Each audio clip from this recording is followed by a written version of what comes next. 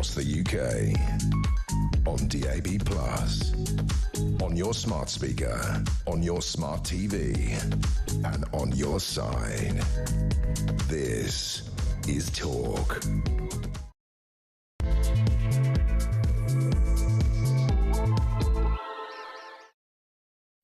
And good afternoon. Yes, welcome back. It is the home of common sense. Thank you to Julia. What have we got this afternoon? Busy. Fresh questions about whether Britain is still a Christian country has surfaced, and there's many reasons here. This is after Reform UK pledged to protect churches from being converted into other religious buildings. Simultaneously, a fire damaged King's Hall Methodist Church in London, prompting an arson investigation, and a police officer in Whitechapel defended a Christian preacher's right to free speech after being told this is a Muslim area. Is Britain still a Christian country? And your wider thoughts on that as well. We'll open the lines immediately. Meanwhile, Reform UK's Zia Youssef has said that Britain is being invaded by illegal migrants as he vowed to deport 288,000 every year. The party's new Home Affairs spokesman unveiled a series of Trump-style proposals, including the creation of the UK's UK Deportation Command, a kind of British version of America's ICE Enforcement Department. And the government's plans to increase funding for special educational needs, plans to raise the threshold for getting an EHCP certificate, meaning pupils with less complex needs, such as some of those on the autism spectrum, are expected to no longer qualify for the plan. We'll have more on that as well. Everything you need to know and all the breaking news right here on Talk. The numbers to get in touch, really simple, 0344 499 1000. You can leave a voice note there as well. And, of course, you can message 87222. Are we still a Christian country? Yes, we do tolerate other faiths. Yes, there are unwritten rules or basic understandings when it comes to how we integrate other faiths. And again, yes, there has to be. It's a democracy. So, where is the line on religious tolerance? I guess that is really the nearest we get on this question. I want you to have a listen to something in just a second. This was a confrontation in Whitechapel. For those who don't know, it's an area of East London. Think Jack the Ripper and all that stuff. Cray twins, etc. Famous area of East London, where a Christian preacher pitched up and started preaching, as is his right to do so. But he was rounded on by groups of Muslim men who were very unhappy that he should have even been there. Have a listen to how this unfolded. I hear what you're saying. In this country, we have freedom of speech, the same way you guys have your freedom of speech. Now, you guys don't need to see eye to eye, and you don't need to agree, and you're all more than welcome to stand here and have conversations with them, but they're not being aggressive. This is East London, this is Whitechapel, Bengali area also, Muslim area. I understand that you guys don't want to hear it. I would recommend that you just move away and don't listen to him. So there it is. This is a Muslim area, the man says. OK, now fair play, by the way, to the female cop from the Met, who was also surrounded by some fairly threatening voices, who told the crowd, as you heard there, we have freedom of speech. She said, I understand you guys don't want to hear it, so I would just recommend that you walk away and don't listen to it. He's not in your home. This has echoes, doesn't it, of Leicester, the famous football match that nearly never was, and what happened there. This is our territory, our turf. We run matters here. Now, the Scotland Yard officer that you heard in that clip has been widely praised for how she handled the situation. Some have hailed her as a bit of a hero. The situation at times threatened to boil over, with footage from the encounter, of course, widely shared now on social media. Now, a couple of interesting bits around this. I don't doubt that the guy that pitched up to do a bit of preaching knew full well that he was in an area where he might well be a minority. Remember, Whitechapel is over 52% Muslim. So he would have known that. My answer is, so what if he was in a minority? Was he just testing our free speech laws? Was he testing tolerance? Maybe it was all of that. So the man clutching a microphone and a Bible can be heard preaching the gospel in the footage, which is believed to have happened last Monday, a day before Ramadan began. In one clip, a bearded male shouts at the preacher, "Talk about Jesus, don't talk about Muhammad. Don't say Muhammad." This is like a Monty Python sketch. Don't say Jehovah. He said Jehovah. Don't say Muhammad. One fella wearing a mask always wearing a mask, this lot, shoves the preacher in the back, which causes him to stumble forward. Another man is later repeatedly heard shouting at the preacher, "Your God is a Jew." Nice. One man later explained to the female officer that he phoned the police because the preacher was talking about the prophet, and he said he likened the prophet to a donkey, which was upsetting to hundreds of people walking past. He then accused the preacher of spreading hatred and alleges that he was calling the black stone in the sacred Kaaba building in Mecca a box. Apparently that's a very bad thing to do. The evangelical Christian preacher denies he said this and said he was quoting from Muhammad, who says, if a donkey brays, it's because he's seeing Satan. So there was all of this he said, she said stuff. The female officer does, however, defend the preacher, which was good to see, and explains to a group of males that in this country we have freedom of speech in the same way that you guys have your freedom of speech. The officer continues, "I understand you don't want to hear it, so I would recommend that you just move away and don't listen to him." But then that's when we hear the other guy saying, "He's in our community. You don't see Muslims walking around insulting other faiths." To which the officer said, "You guys can preach about your religion in the same way." So this is where we're at. This is about religious tolerance. This is about allowing people in a democracy to have their own beliefs. You don't have to be a Christian. You could be a nothing when it comes to your thoughts on God. If you are completely and utterly bereft of any theological belief, that is fine. You could be a Jew, a Hindu, a Muslim, all the rest of it. Is this about numbers? Is this about the amount of people where you get to a stage where you have a community that feel emboldened and feel that that is their community based on nothing more than their faith, their religion?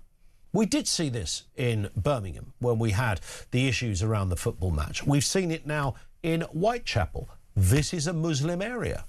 And don't be coming around here with your Bible of doom and start preaching, because we don't want to see it. 0344 499 1000. I guess it's where good quality integration meets the right to have your own beliefs. So have your own belief, but fundamentally, if you're in a country that happens to be a Muslim country, or in this case, happens to be structurally a Christian country, then that can become a problem, right? And for many people, they'd say it's been a problem for years.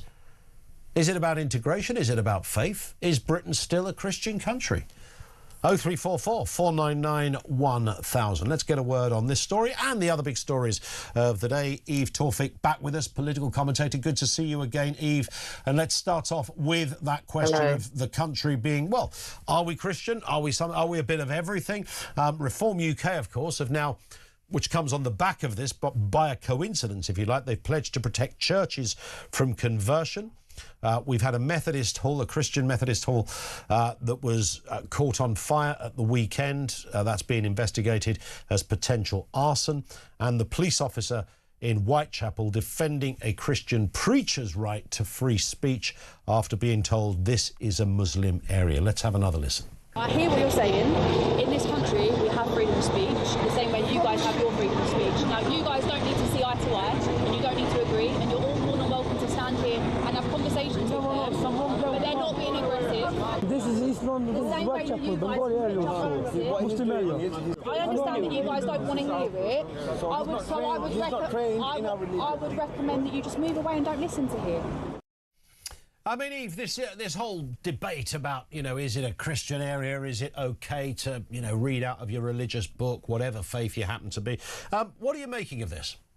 Right, well, first of all, nice to see you again, Ian. Lovely to be here. Well, I really don't understand exactly what the point of the preacher being there was. I completely agree with his right to freedom of speech. However, was he trying to be antagonistic? Was he attempting to convert? I mean, it was on near Ramadan, which he started this. But I will praise the female officer. She did a fantastic job. I agree. She's a complete hero with how she reacted. Yeah. They can both say what they like about, their own religions. But I don't agree with necessarily gatekeeping a space and saying, this is our area, you can't come here. Because ultimately you own your house or what have you. You don't have a right to the exact street on which you walk. And I wonder whether, and you're right, I did say similar at the beginning, Eve, that the guy obviously knew he was going into what is heavily a Muslim area. He's a Christian. I suppose the counter to that, however, would be, and he should be allowed to, without any kind of hindrance or hassle. He shouldn't be getting gyp. He shouldn't feel threatened. The police shouldn't even have to turn up. He shouldn't, no, absolutely not. And I completely agree with that as well. But on the same time, would you say if somebody came onto the tube and started reading from the Quran, would people not get frustrated or react in a certain way? Would it then be a freedom of speech issue then, or would it be, the precursor to terrorism? I do feel there is a heightened sort of Islamophobic feeling in the country at the moment. That has definitely been on the rise. So I don't know whether this story highlights that. I don't agree that he was pushed. That's assault. That should not have happened. Yeah. I suppose it's a complex issue. I've often cited I think it was Panorama documentary. Apparently it was made in the 70s or something, where they went to Blackburn, I think it was, and they looked at a town divided, basically. So you had Muslims living here, non-Muslims living here. Nobody had a row. There were no fights. They were just completely separate. They went back 20 years later to see if it had changed, and nothing had changed. They were just separate entities. And, they had the kind of elder from the Muslim community, the elder from the non-Muslim community.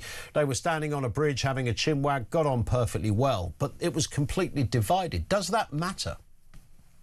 I don't think it's divided. I think people do gravitate towards their own. I think there are areas of Manchester that are almost entirely, Eastern European, and they have their own communities, their own shops. Of course, Brits are welcome to go in there and buy pierogi if they want to. But I think this has always happened during Windrush. There were Jamaican areas, and I do think this is something common throughout history. What I don't think is common is the divisive action we are now seeing within society. I think it's mirroring what's happening in America. I think America's society has become way more divisive between cultures, religions, and colours and creeds. So I think that's what we're seeing is happening here now. Well, on that very point, let's move to this story. Reform UK announcing today they would vow to create a British version of Donald Trump's US immigration and customs enforcement, known, of course, as its acronym ICE. This is to deport 288,000 migrants per year. Zia Youssef is now officially their Home Affairs spokesman. He talked today about the benefits for foreign nationals. Let's have a listen to what he said. The British welfare state should be available exclusively for the British people. And ladies and gentlemen, it's a slap in the face to every working man and woman in this country. The British taxpayers have been forced to spend £15 billion on universal credit welfare payments to foreign households in the last 18 months alone. Think of the state-of-the-art hospitals that money could build, the thousands of police officers it could put on our streets, the tax cuts it could deliver to struggling British families. We will stop this hemorrhage of national wealth. A reform government will terminate welfare payments to foreign nationals. What are we making of that, Eve? Well, as a second-generation immigrant and the daughter of a doctor who became a British citizen, I would like to question how many of the people working in those hospitals and how many people on those police force are in fact immigrants or the children of immigrants. I don't think this big suck of money coming from this country is not coming from illegal immigration. I completely disagree. It's difficult, isn't it? Because when he says foreign nationals, I mean, is he talking about the Polish guy that lives down the road from you, who's been here for 52 years and has worked every single day, and pays taxes and never claimed a bean. I mean... This is what I mean. And I suppose the elephant in the room, of course, is that he himself is the son of immigrants. So he's a brown man saying this. Does that make his argument more powerful, or does it make it redundant? I think it makes him look rather stupid, if I'm honest. Like, I'm hearing somebody say, you know, immigrants are going to get less money and immigrants this, and I'm wondering, you know, what's your lineage? Which immigrant came over to allow you to be in the position to which you are now speaking and saying that immigrants should not be in this country? I find it a bit hypocritical, and he should maybe be more appreciative of the fact that this country has been a nation that has allowed immigration to come through. However, I don't agree that it should be a free for all. I think we should help our own. I don't think we should just open borders complete, you know, like the German situation a few years ago. You know, but at the same time, I don't agree to deporting, what was it, 280,000 he's claiming they're going to deport. Well, also, I don't know. I mean, if you legitimately found 280,000 people who are genuinely not meant to be in the country, okay, we'd all go, all right, fair enough, you know, you're not meant to be here. If I nipped over to France or America and snuck in and lived under the light of a silvery moon, I'd probably expect a tap on the shoulder. I don't know how you identify that group, and I don't know whether you could do it every year either. Well, there's always talk of the small boats, isn't there, and increasing security at Dover. I don't know how you identify the group either. I mean, I certainly wouldn't go to another country unless I was seeking asylum and not get my papers in order. But I would like to think of Britain as a nation that would lend a hand, you know, if there were people coming over. And if that were your family, you know, torn apart by war or other circumstance, what would you do and where would you go? Yeah. And again, the use of the word foreign national, you mentioned your father a doctor. His dad's a doctor as well, and his mum was a nurse, both in the NHS. So, yeah. I mean, presumably they're from Sri Lanka originally. I don't know, does that mean that their state pension, I'm not sure how old Mr. Youssef is, but I would hazard a guess his parents might be, assuming they're still alive, would be of pension age. Would he stop their pensions? Yeah, this is how far does it go? What are it people of colour, immigrants? Is he referring to, or as you say, is it the Polish immigrant, the East European immigrant? Where does this stop? Where does this start? I think immigrant is a blanket term that can be very quickly turned into racism, yeah. and it's again that divisional aspect from the previous story. Stay with us, Eve. More stories still to come. Eve Tawfik with us, political commentator. Thoughts on what she has to say. Thoughts on what you have to say. 0344 499 1000. This is Talk.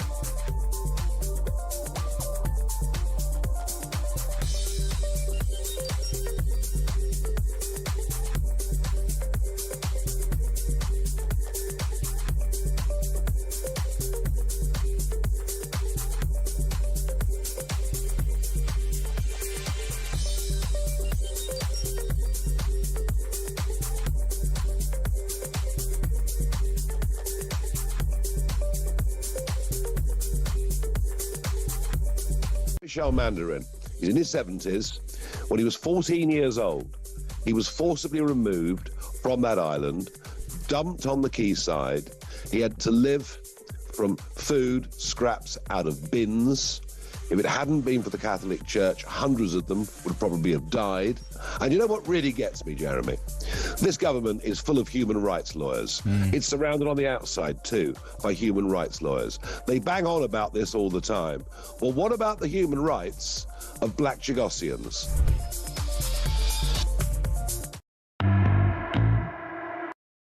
Across the UK, on DAB+,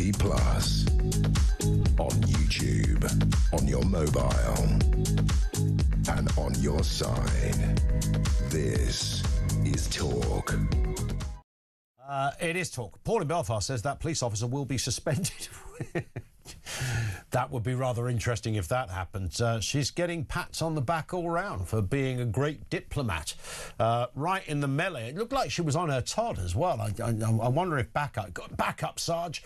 Maybe backup came at some point, but certainly in that melee, she appeared to be totally on her own. Eve Tawfik is with us, political commentator. Lots of stories to look at. Prince William is on the agenda here, Eve. He turned up to the BAFTAs last night, the big award for all the good and the great from the world of acting and film, saying, "I'm not in a calm state" when he arrived, which I'm told was actually a line from a film. Is that right? Are you aware of that? I'm not aware of the line of... I think it's a line in Hamnet, the film that... It's from the film Hamnet itself. So I think that was the kind of...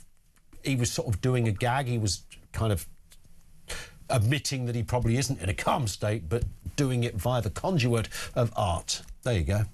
I think that's a very clever way to do it. And I think what we're seeing with this younger generation of royals, that they are actually less stoic and a bit more out there with their feelings than the previous generation, which I like. They're a bit more touchable. And obviously Kate was in tears and she was saying, you know, how touching it was, and she looked gorgeous as always.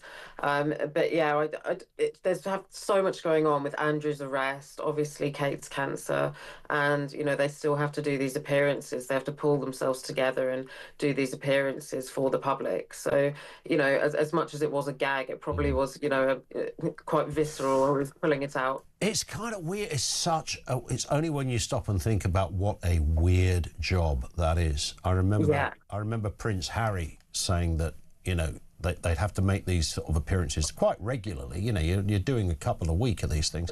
He said you'd sit there, you're at your lowest ebb, and you'd just be sitting on a sofa in your living room, and then you'd hear the motorcycles turn up that are going to obviously accompany your car. He said, and your heart drops. And now, no one sheds a tear for the royals, of course, but I can imagine having to have a perpetual smile on your face. I mean, I struggle to do that any day of the week, and I'm nowhere near the royal family. So, a tricky gig all round, I guess. And plus, you've got to sit for 4 hours at the flipping BAFTAs. Absolutely. I mean that could kill anyone. No one deserves that, right? No, they don't, exactly.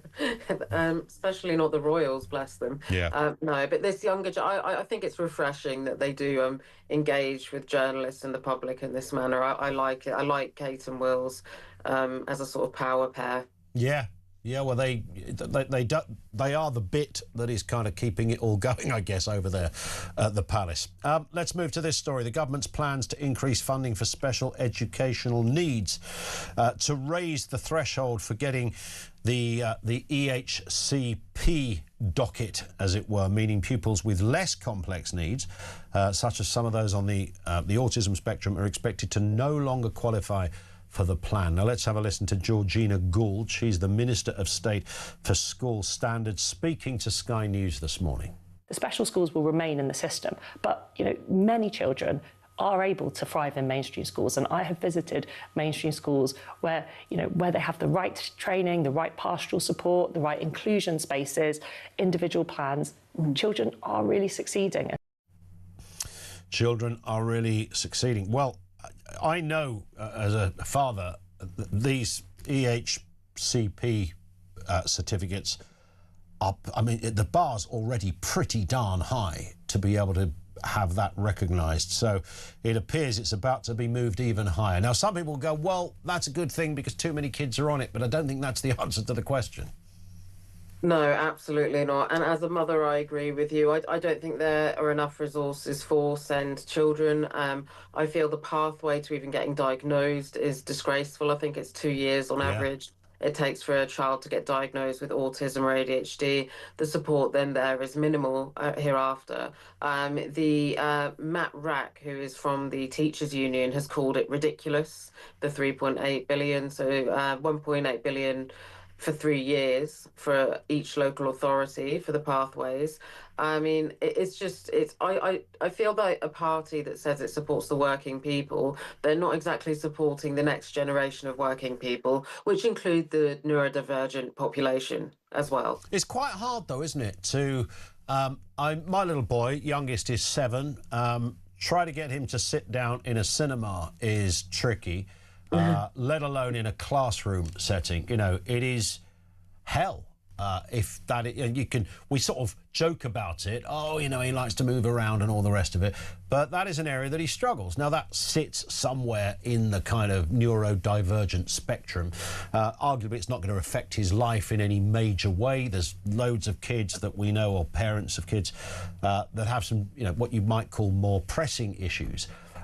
But that's just an example of how, you know, he wouldn't get recognised in the system because he is fidgety, as it would. That used to be a thing that parents, that teachers told your parents on, you know, parents' evening. Oh, he's a bit fidgety. No one actually thinking it might be a bit of an issue.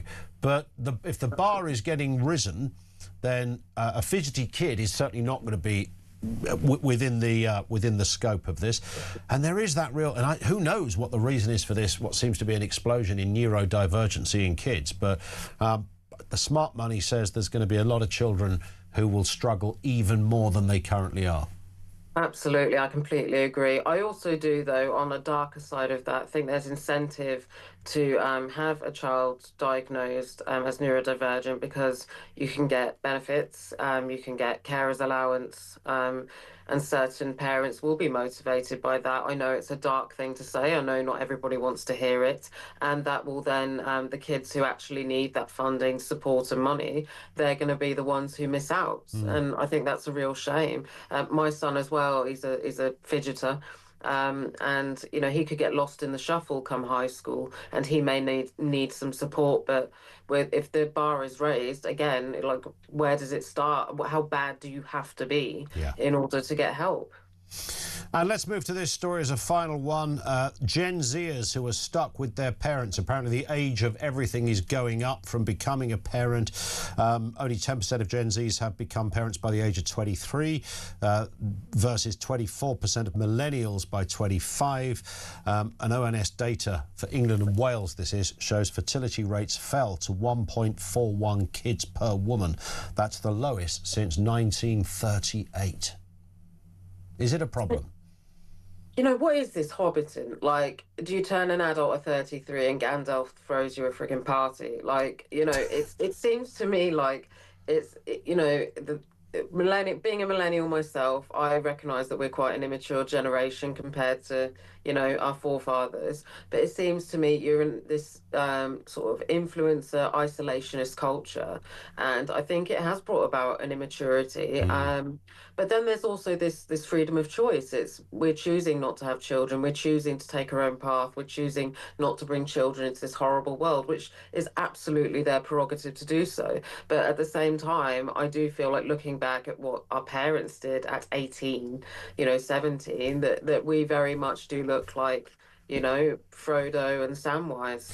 It's interesting because there was, like my nan's generation, I once saw a photograph of my nan when she was about 28, and she looked like my nan as a 28-year-old. I mean, it's like, what was going on back then? You know, and I think there was a phase or an era back in the day when, you know, like blokes would just start dressing like their dads when they reached 25 or something. And so that, I know that's all about kind of how you look, but it's also about kind of how you behave. And now we have, at 23, 68% of Gen Zers still live with their parents. That's 3 times millennials. I think that's to do with money. Yeah, I think that's to do money rather than attitude. I don't know, what's the average age to leave home, to leg it from your parents? I was only just about 18. I was 19 when I left home. I loved it as well. It was fantastic. Yeah, same here. I went to work in a Matalan and a burger joint whilst going to university in London. It was great. See you later, Mum. Yeah. But I see you know, there's a lot more connection now to staying at home. I do think it's monetary, but I also think, you know, maybe children are more babied, more precious, more kept in. I think the COVID era hasn't helped the staying at home. Again, it's that isolationist issue that people are much more attached to devices than they once were. Listen, I think the influence of it. Yeah, I think you're right, Eve. Thank you very much, as ever. Nice to have you on with us again. Eve Tawfik, political commentator with the big stories of the day. Thank you to her. Over to you. Interesting conflicting emails. Are you a party political broadcast for the Reform Party, says Jez. And then Patrick says, every time I put you on, it's just reform bashing. I don't know where anyone's bashed reform. I'm looking at Finn, our producer, who's scratching his head going, at what point did anyone bash reform? But I also think in a democracy, you're not allowed to question a policy. Patrick says, number one, they're not in power, so it's all words. Number two, our current government and official opposition are not doing well, so much more to debate. Yes, there is much more to debate, but why would you not debate when the new Shadow Home Secretary of Reform, who are penciled in to be the next government, announces a policy that's never been announced by any party before of that nature? Why would you not debate that? Unless Patrick is suggesting that the only answer is to be in favour rather than question it. And Stuart in Wigan says, oh, come on, Ian, don't act dumb. Foreign nationals who will be deported are those who are illegal or don't meet the financial criteria for settlement, just as you can't rock up in Australia, Canada or the US without funds and qualifications. That wasn't made explicitly clear, and it's always been the criticism of any party that comes out with the foreign national line, where it has to then be rowed back on, we're only talking about foreign nationals who, I mean, if you're talking about illegal immigrants rather than foreign nationals, that would be a better way to kind of illuminate your policy, I would say. Stuart says, your guest Eve has let herself down by saying this is about colour. It's lazy and disrespectful to those immigrants who contribute to our country. We all know who we are talking about, says Stuart in Wigan. Thank you for that, Stuart. 0344 499 1000. This is Talk.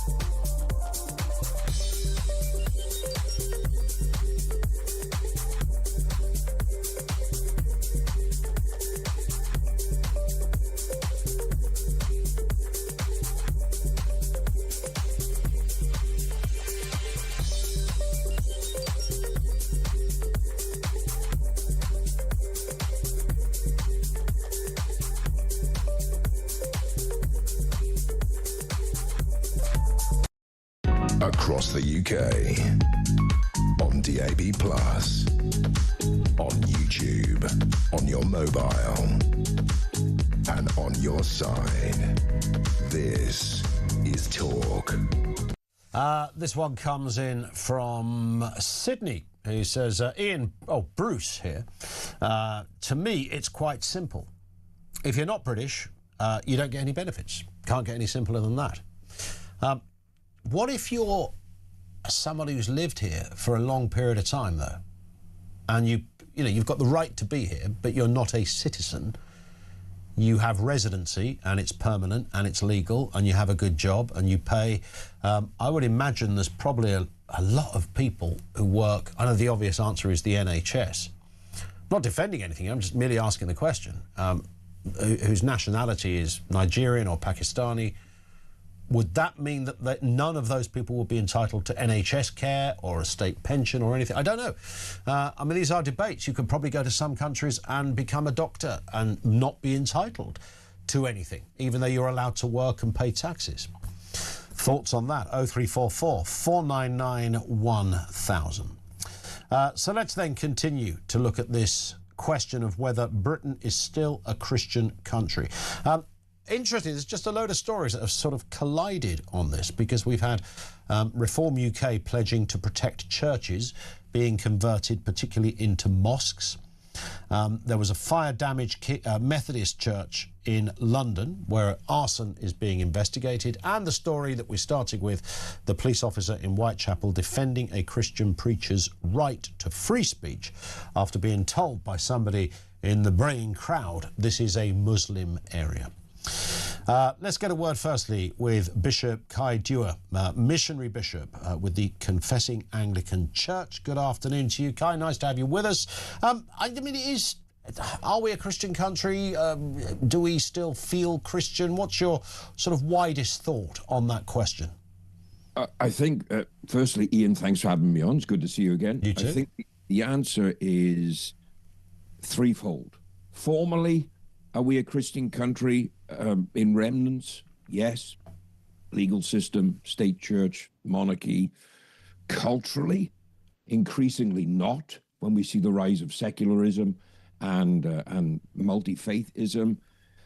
Spiritually, only as far as people are willing to proclaim their faith, I guess we are. Are we I guess that for me, the question really isn't, are we still a Christian country? For me, the most important question is, are British Christians still willing to act like they believe it should be? That's the question, to me, we really should be addressing. That's a really good way to put it. And I guess that, you know, the area that I sort of struggle with on this, living in a first world democracy where we're a sort of beacon to places that don't have democracies, and there are still many of those countries around. On one hand, I think it's great, isn't it? Because you can come here, you can be a Jew, a Muslim, a Hindu, and nobody blinks. That's fantastic. I've never, my age, I've never lived in a country that didn't have people walking around with different representations of their religion, whether it's a turban or something else. So the democratic side of me thinks that's brilliant. The other side can see a potential cultural problem with that, in that you end up ghettoizing certain communities. If you have so many people in one particular place, it becomes almost a whole new area for worship and religion, and then that informs culture. You end up with a mayor that can hardly speak the language and things like that. And I don't say that as a pejorative. These are, you'll have people agitating for law changes. We don't want any pubs in this area, as an example, because that doesn't represent who we are. So there is a potential clash there. I mean, over the years, we've probably done it quite well. But is it sustainable, that model of complete diversity? Not at all. And I've delivered several political speeches over the last 4 or 5 years that specifically deal with this. Multiculturalism in its purest form is great when all of those cultures come together to enhance the host culture, to improve it, to broaden it, and we come together as a multicultural society. What we've had for too many years, particularly over the last 20 to 30 years, is massive numbers of other faiths or other cultures coming into this, let's call it the great melding pot of British culture, but refusing to get into that melding pot, remaining outside of it and creating subcultures as we've seen. And then with certain cultures, we see this rise of a push for the predominance of their legal system, their political system, their religious system. The story you began with, talking about the police officer that rightly defended the Christian street preacher over the weekend, legally defended her, the young man preaching, which is a protected category in the United Kingdom, and refused to bow down to that ideology of, as she was told, well, this is a Muslim area. There is not a single part of this country that is a legally prescribed or protected Christian area, Muslim area, Hindu, Sikh, Jedi, whatever religion you are. This country is built and founded on the premise of freedom of speech, of freedom of religion, and those are things that we should protect. I believe every religion should have its place of worship if that religion is represented in the United Kingdom. I believe that every religion is not free from criticism and speculation, because we have these freedoms of protections. But I also think this Christian identity that we have is being eroded, and certain demographics within society are being largely blamed for it. And there's one thing that is being completely ignored in this devolution and a destruction of our Christian identity as a nation. And that is simply that Britain is not primarily being de-Christianized because of the rise of Islam or the rise of Hinduism or Sikhism. Britain is being de-Christianized because the Church of England, the Church in Wales, the Church in Scotland, the Church in Northern Ireland has forgotten what it is supposed to be by being the Church. You look now, we are decades into a decline where bishops used to proclaim the doctrine of the Church. Now they apologize for it. To me, that's absolute moral cowardice. Clergy that used to once be bold in their parishes, bold in their witness, bold in their position of the Church, now substitute political fashion for the fire of gospel preaching that once filled our pulpits. Sermons today, I mean, I've listened to thousands of them. They're nothing more than therapeutic nonsense. They're not the strong edification and education of the Christian faith that we've seen. Evangelism, largely across the streets, across the community, abandoned in favor of cultural appeasement and not upsetting people. Or as we've seen for several years, where Christians are out preaching, they're arrested and moved on, whilst we listen to all manner of religious fundamentalism preached in our streets, and people emptying places of worship to come and take over the streets to pray. Totally unacceptable. And what's bothering me more than anything is that the people calling themselves Christians in Britain have become so obsessed with a fear of being disliked or a fear of upsetting people, instead of being driven by what for centuries our Christian forefathers were, an absolute fear of God, that reverence that we once held the Godhead, God the Father, God the Son, God the Holy Spirit, and the reverence that we held the Church in. And all of that is being lost because the Church has ceased to be the Church. It's become nothing more than another wokist, liberal, ideological farm that's pushing out all manner of nonsense. It's a powerful point, and great to have you on again, Kai. Thank you for your time. Bishop Kai Dewar from the Confessing Anglican Church. The Church has only got itself to blame when you ask the question, is Britain a Christian country? Let's get a word from Fahima Mohammed, who's a commentator and broadcaster. Fahima, good afternoon to you. Nice to have you with us. I'm going to take a really wild guess here that you're not a Christian. Do I get a house point for that? Yeah, 100%. Thank you very much. Badge of honour territory. Look, as I said at the beginning, same question really that I put to Kai there. I think the whole diversity thing and living where we live in a country where you're free to do all sorts of things is amazing. We've only got to turn on the news and see the most, incredible, horrendous things going on in different parts of the world that are based on countries that don't allow that kind of thing to happen. So I get that. Is it wrong, and I'm speaking now obviously to you as a Muslim, if I as a Christian say, is my faith under threat, in part, not through any malfeasance or ill intent, but in part because other faiths, like Islam, for example, are growing. Christianity is, well, you heard what Kai said there, partly down to the Church, is not growing at the same kind of rate. Is that something that I should concern myself about, living in a Christian country? I think so, yes. I mean, the UK is constitutionally Christian in structure, but not in governance, though. So, yes, the monarch is the supreme governor of the Church of England. Yes, the bishops sit in the House of Lords, but in practice, British law protects freedom of religion, all religions, and, all religion is equal. But at the same time, when you're asking me that question, like the bishop mentioned, the actual erosion of Christianity is, I wouldn't even say it's even the bishops, I would say it's the actual population itself. The reason is now the threat is not another faith. The threat is no faith.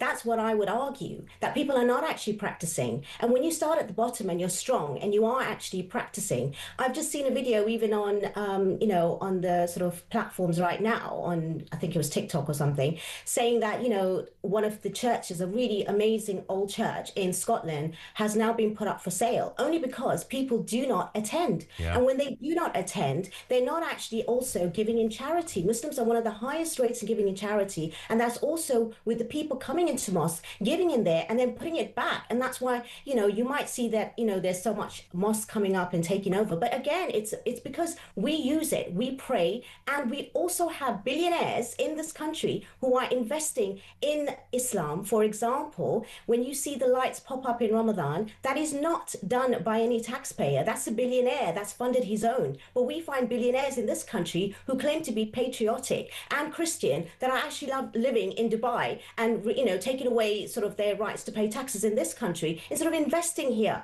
That's what we see. And I understand as well that you might see, you know, certain areas that are full of one particular group, but that's got nothing to do with the group itself. I live currently, and I have done for decades, in a predominantly white area. If all those people moved away because they see me, then is that my problem or theirs? You find people that are moving in and other people moving out because they don't want to stay there. So it's a two-way thing. You want integration, we are integrating, but then you move away. So again, we have to look at it differently. I believe in freedom of speech. I don't think that, you know, people shouldn't be even criticizing Islam. Of course we can. It's the law. We don't have that in this country. Yes, people, in the end of the day, when we talk about even Sharia law, we need to understand there are so many different sects. Yes, we have those Sharia courts, which are not courts, they're councils, only for arbitrary kind of, you know, civil cases, which is mainly like relationships, marriages, only because we have so many different school of thought within Islam, so that we go to different ones. I go to a different maybe school of thought and, you know, imam or mosque to my own parents. I don't follow what they follow. They don't follow what I follow. So it just goes to show that, you know, when you talk about these things and taking over and Muslims and this and that, there is no understanding that we ourselves do not agree with ourselves, and we do not want a takeover. There's only 6% of Muslims alone in this country. There's no way there's a takeover of that sort of, you know, amount over the majority of Christians or even predominantly white people. It's never going to happen. And if it does, we don't agree on one particular Sharia law in the first place for it to even be dominant in any particular country, let alone in England. Is there I think what you've just said is fantastic, and you're absolutely right, and you almost picked up perfectly from the point that the bishop was just making in that sense. I just wonder whether there's a, you know, so this area, Whitechapel, where this incident took place, so that's where I lived for a decade, in that neck of the woods, so I know it really well. I know it is, I think it's the biggest Bangladeshi community outside of Bangladesh. It is huge. I never had a single problem with anybody when I lived there.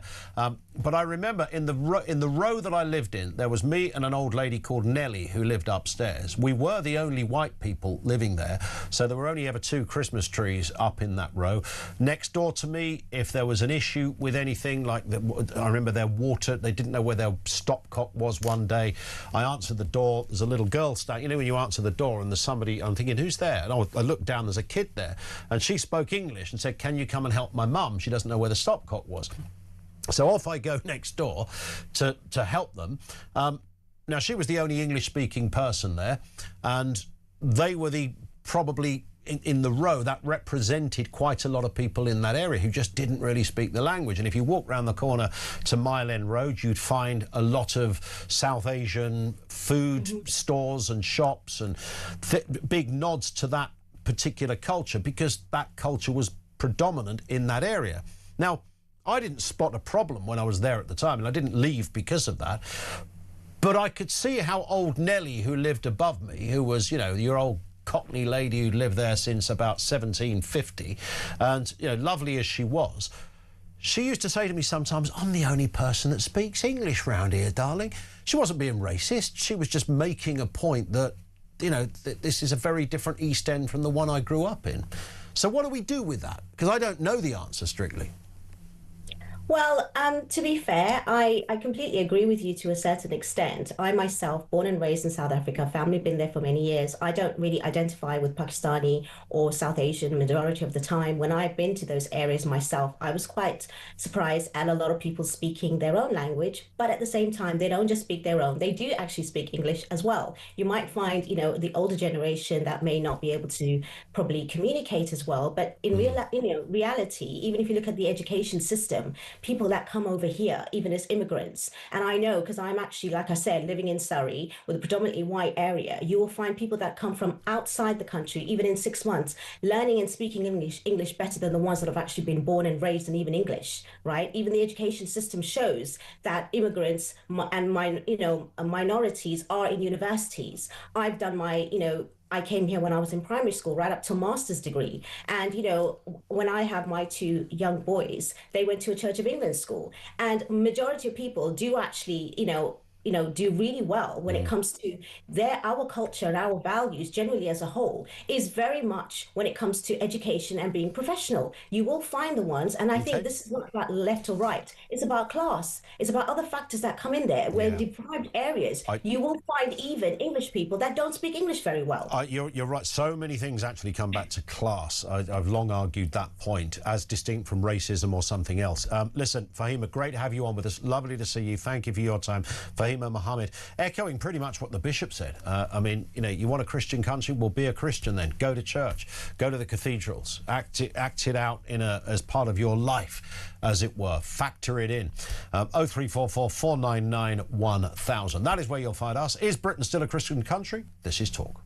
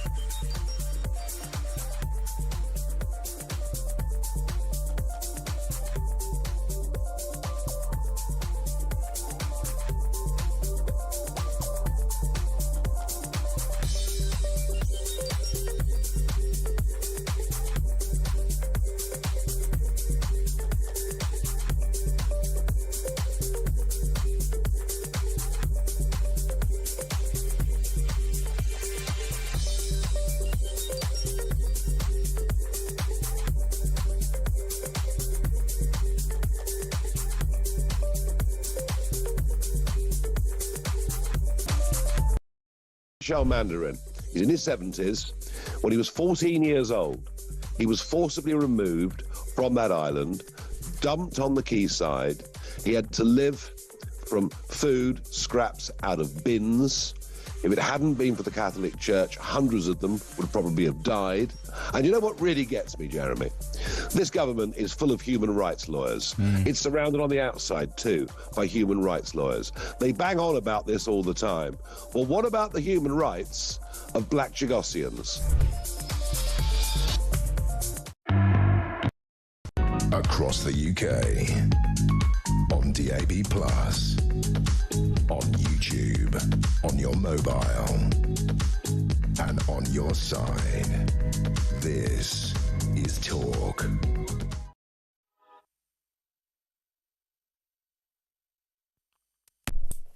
That's better. Sorry, technical hitch.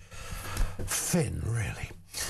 This is from Gary, who says, Ian, you don't live in the normal world. You say you left home at 18 or 19. 18, actually. You didn't. You went to university. That's not what the majority did at your age. That's a really good point, except for the fact that I didn't go to university.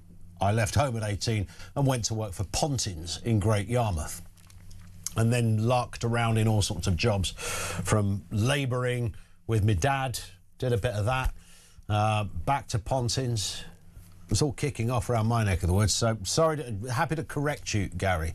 I didn't. In fact, at my age, I think there was one person we knew in our family, not in our family knew of one person that went to university, because nobody went. Crazy. Melissa in Basingstoke, 2 of my kids could quite easily have been labelled as ADHD or having special educational needs, but I knew they were just very strong-willed, feisty, independent young kids. They knew what they did and didn't like and weren't afraid to speak up, so they needed strong parenting to help channel that positivity. They've grown up to be amazing young people with no problems or issues. Some parents just mistake poor parenting and badly behaved kids for ADHD and SEN needs to get the label, to absolve them from any responsibility. Melissa, thank you for that. Pav, down in Harrow, what have you got for us, Pav? Good afternoon. Good afternoon. A fascinating discussion. I mean, I'll try and keep it as succinct as I can because I know you've got the news coming. But I think that the reality of the situation, and I'm sorry if this hurts anybody's sentiments, is we're not a Christian country in really any sense of the word, and we haven't been for a long time. Allow me to briefly explain. Yeah. Religiously, I think it hasn't been the case for a while. I mean, attendance at church, as well as, you know, people identify themselves positively as Christians, have been falling since 1968. And this is not just one study. This is official records, all sorts of studies, you know, to the extent where, even if you recall, Ian, when we were doing the Sunday Shop Closing Act, the rather bizarre notion that people would stop coming to church wasn't really taken into account, and they eventually passed it in 1992. And ever since then, we've just had from the 7-figure millions going down to 100,000s, etc. So religiously, we haven't been that for a while. Culturally, well, it could be argued that we have been, but let's be honest, even with the cultural aspect, you know, you look at the way, and I'll get onto this briefly in a second, the way that we've moved away. We don't have blasphemy laws anymore. We don't have anti-homosexual laws. We don't have adultery laws. Women are in prominent positions all across, both in the church and in society. They're no longer disenfranchised. They're no longer treated, even with the next in line in the monarchy now, potentially after George. You know, if George was to grow up and have a daughter, she would be, the next in line, as opposed to primogeniture, which we've had for, you know, centuries here. So I think that there's been a change in that regard, where we've just moved away from a lot of the norms that we had. That doesn't mean, of course, we're going to stop celebrating Christmas or Easter, but I think they will move away from being a sort of traditional Christian festival, albeit people can happily practice them in a Christian manner if they want to go to church or some other, you know, insignia or perhaps a liturgy, whatever. But the reality is, and it's not just us, but I think we're one of the countries leading the way. We're moving away from that. And I think the bishop, I think it was, made a very good point.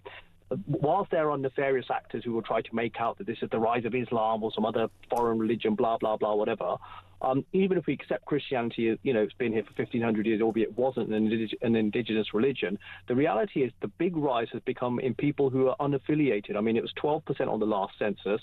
Andrew Copson over at the Humanist Society will say it's a lot more. Some of their studies show they are. Yeah. That seems to be the big thing, because for all sorts of in your own Judah Hartley-Brewer, she constantly says she is.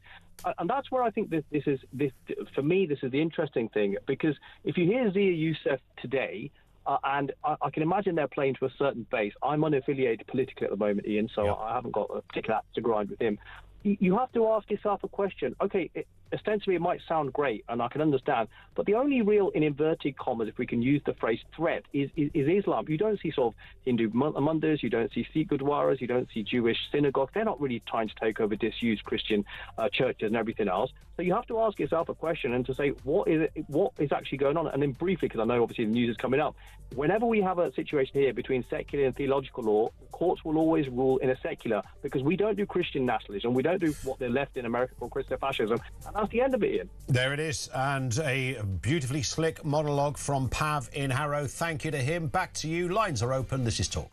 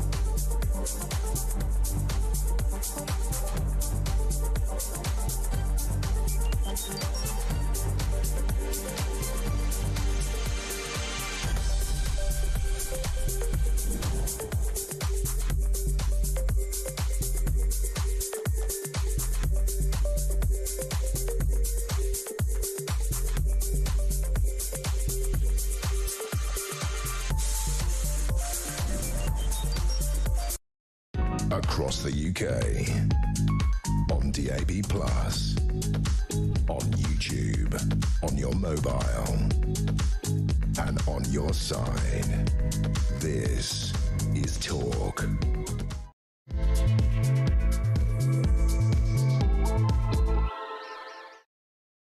And good afternoon, welcome back. It is the home of common sense. Now, fresh questions about whether Britain is still a Christian country. These have surfaced really for a number of reasons. Initially not connected, but when you put them together, you are forced to ask that question. Reform UK pledging to protect churches from conversion, particularly mosques. A fire that damaged a Methodist church down in London, prompting an arson investigation. And the female police officer in Whitechapel defending a Christian preacher's right to free speech after being told this is a Muslim area. What is meant by that? I mean, statistically or demographically, it happens to be a statement of fact. But what does it say about the UK, about this country? Are we still a place, ultimately, of Christianity? At the same time, Reform UK's Zia Youssef, he's now the Shadow Home Secretary, has said that Britain is being invaded by illegal migrants as he vowed to deport 288,000 every year. The party's new Home Affairs spokesman unveiled a series of Trump-like proposals, including the creation of UK Deportation Command, which is a kind of a British version of America's US Immigration and Customs Enforcement, known as ICE. More on that story and more comment from you. And the government's plans to increase funding for special educational needs to raise the threshold for getting an EHCP. It means pupils with less complex or less defined needs, such as those potentially on the autism spectrum, are expected to no longer qualify for the plans. Your response on that? And I know, as a father who's got kids at school, this is an ongoing discussion and debate. Man alive, it is on every WhatsApp parents group you could imagine. But who qualifies for the certification? 0344 499 1000. Clayton in Dartford says, as a wise man once said, if you stop believing in God, you start believing in everything. It's a good point. Becca says, Reform should set up a voluntary deportation scheme. I'll sign me and my family up, but only if I can pick where we go. Yeah, in fact, Dubai is all the rage, apparently. Everyone's legging it over there. It's only, what, 6-hour flight or thereabouts? Fantastic.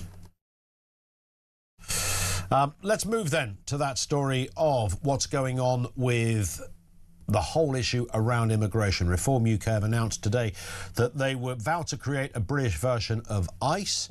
This is in order to deport up to 288,000 migrants per year. Zia Youssef today spoke about the benefits for foreign nationals. Here's what he said. The British welfare state should be available exclusively for the British people. And ladies and gentlemen, it's a slap in the face to every working man and woman in this country. The British taxpayers have been forced to spend £15 billion on universal credit welfare payments to foreign households in the last 18 months alone. Think of the state-of-the-art hospitals that money could build, the thousands of police officers it could put on our streets, the tax cuts it could deliver to struggling British families. We will stop this hemorrhage of national wealth.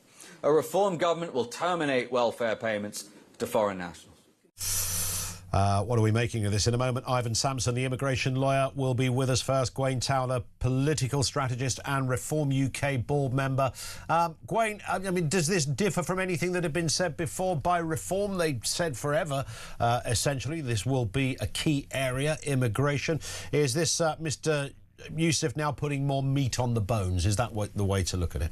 I think this is, yes, we've got a few more sinews and the odd muscle now. Yeah. Previously it was skeletal, the policy platform, and this is good, and it will continue to develop and grow between now and... And Gwaine seems to have frozen literally on that first line. Well, while we attempt to get Gwaine back, we've been having some Wi-Fi issues with his connection. Ivan Sampson, immigration lawyer, is with us. Ivan, good afternoon to you. Look, I know you're an immigration lawyer, but you've never disputed there are clearly some people who shouldn't be in the UK, and that's never a good thing, no more than it would be if you or I legged it to live as a happy couple in Paris. That wouldn't be allowed either. But here we are with Zia Youssef now giving this big announcement, 288,000 migrants per year. It's a very specific number, I notice. What are you making of this announcement? Well, I'm grateful that we're talking about it because it's the elephant in the room. I mean, the boat crossings only account for about 4% of people who don't have legal status in the UK. The majority of them are overstayers or people who've been here for many years. Estimates are anything from 700,000 to 1.2 million people in this country without immigration leave. But I think it's going to face profound legal, logistical, financial, diplomatic obstacles. And I think it's going to be very extremely difficult to achieve this in practice. Is that because we don't know who these people are? Is it as simple as that? Well, the starting point is there's legal constraints, first of all. This country has legal safeguards to prevent summary mass removals. That's unlawful. And we'd also have to withdraw from the European Convention on Human Rights, which I think they've already said they would do that. But also we'd have to withdraw from the Refugee Convention, because I heard Zia Youssef say today that even if you are claiming asylum, you will still be removed. Now, that's in breach of our international treaty obligations under the convention. I mean, ultimately, if you were to identify there's house number, I don't know, 503 or something, and the people in there, home of multiple occupancy, are not meant to be in the UK, what is at the moment, and it's demonstrable that this is the case, what is at the moment stopping somebody from knocking on the door, arresting those individuals and deporting them? Why should, I mean, obviously, sorry, without anticipating what you're going to say, Ivan, I would imagine it's usually argued that there's a process you have to go through. Isn't the process the problem?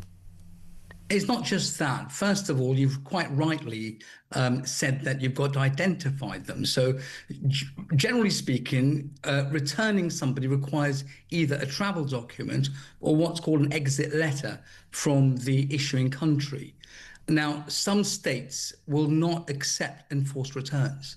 Now, I think the reform have said today that if they don't do that, then we won't issue visas for that country.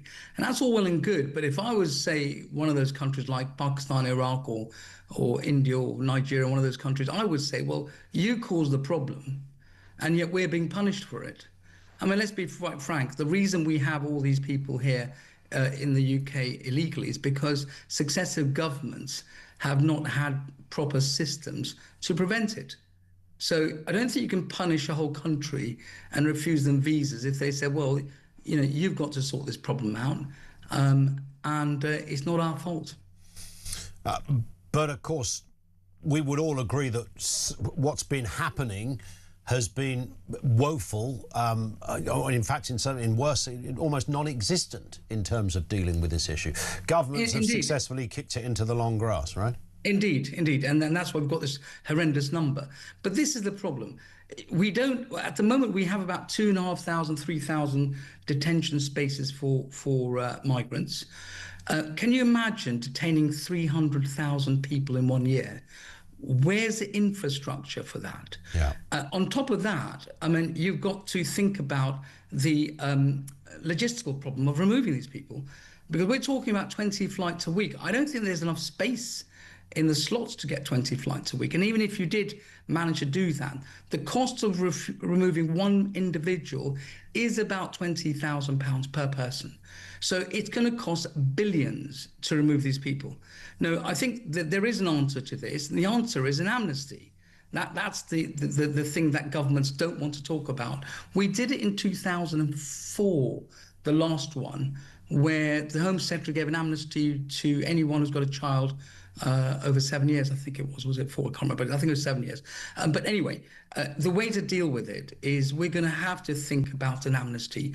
But before we do that, we've got to fix the system. Because otherwise, if you start removing people and then we've got more people coming, and we don't even check who's leaving the country, a simple thing like that every other nation, any other civilized nation does, it checks who's coming in and who's going out. Yeah. In the UK, we don't do that. Yeah, so when you come into the country, we have no idea whether you're going to leave or not. Which in the world of AI and, you know, I mean, not even AI, for goodness sake, even prior to that, just, you know, if you come in as a student and you're here for 3 years, and after 3 years, I think I said this to you before, Ivan, I would have thought a machine would go ping somewhere going, oh, you know, Godfrey Smithers is meant to be back home in New Zealand, and he's not.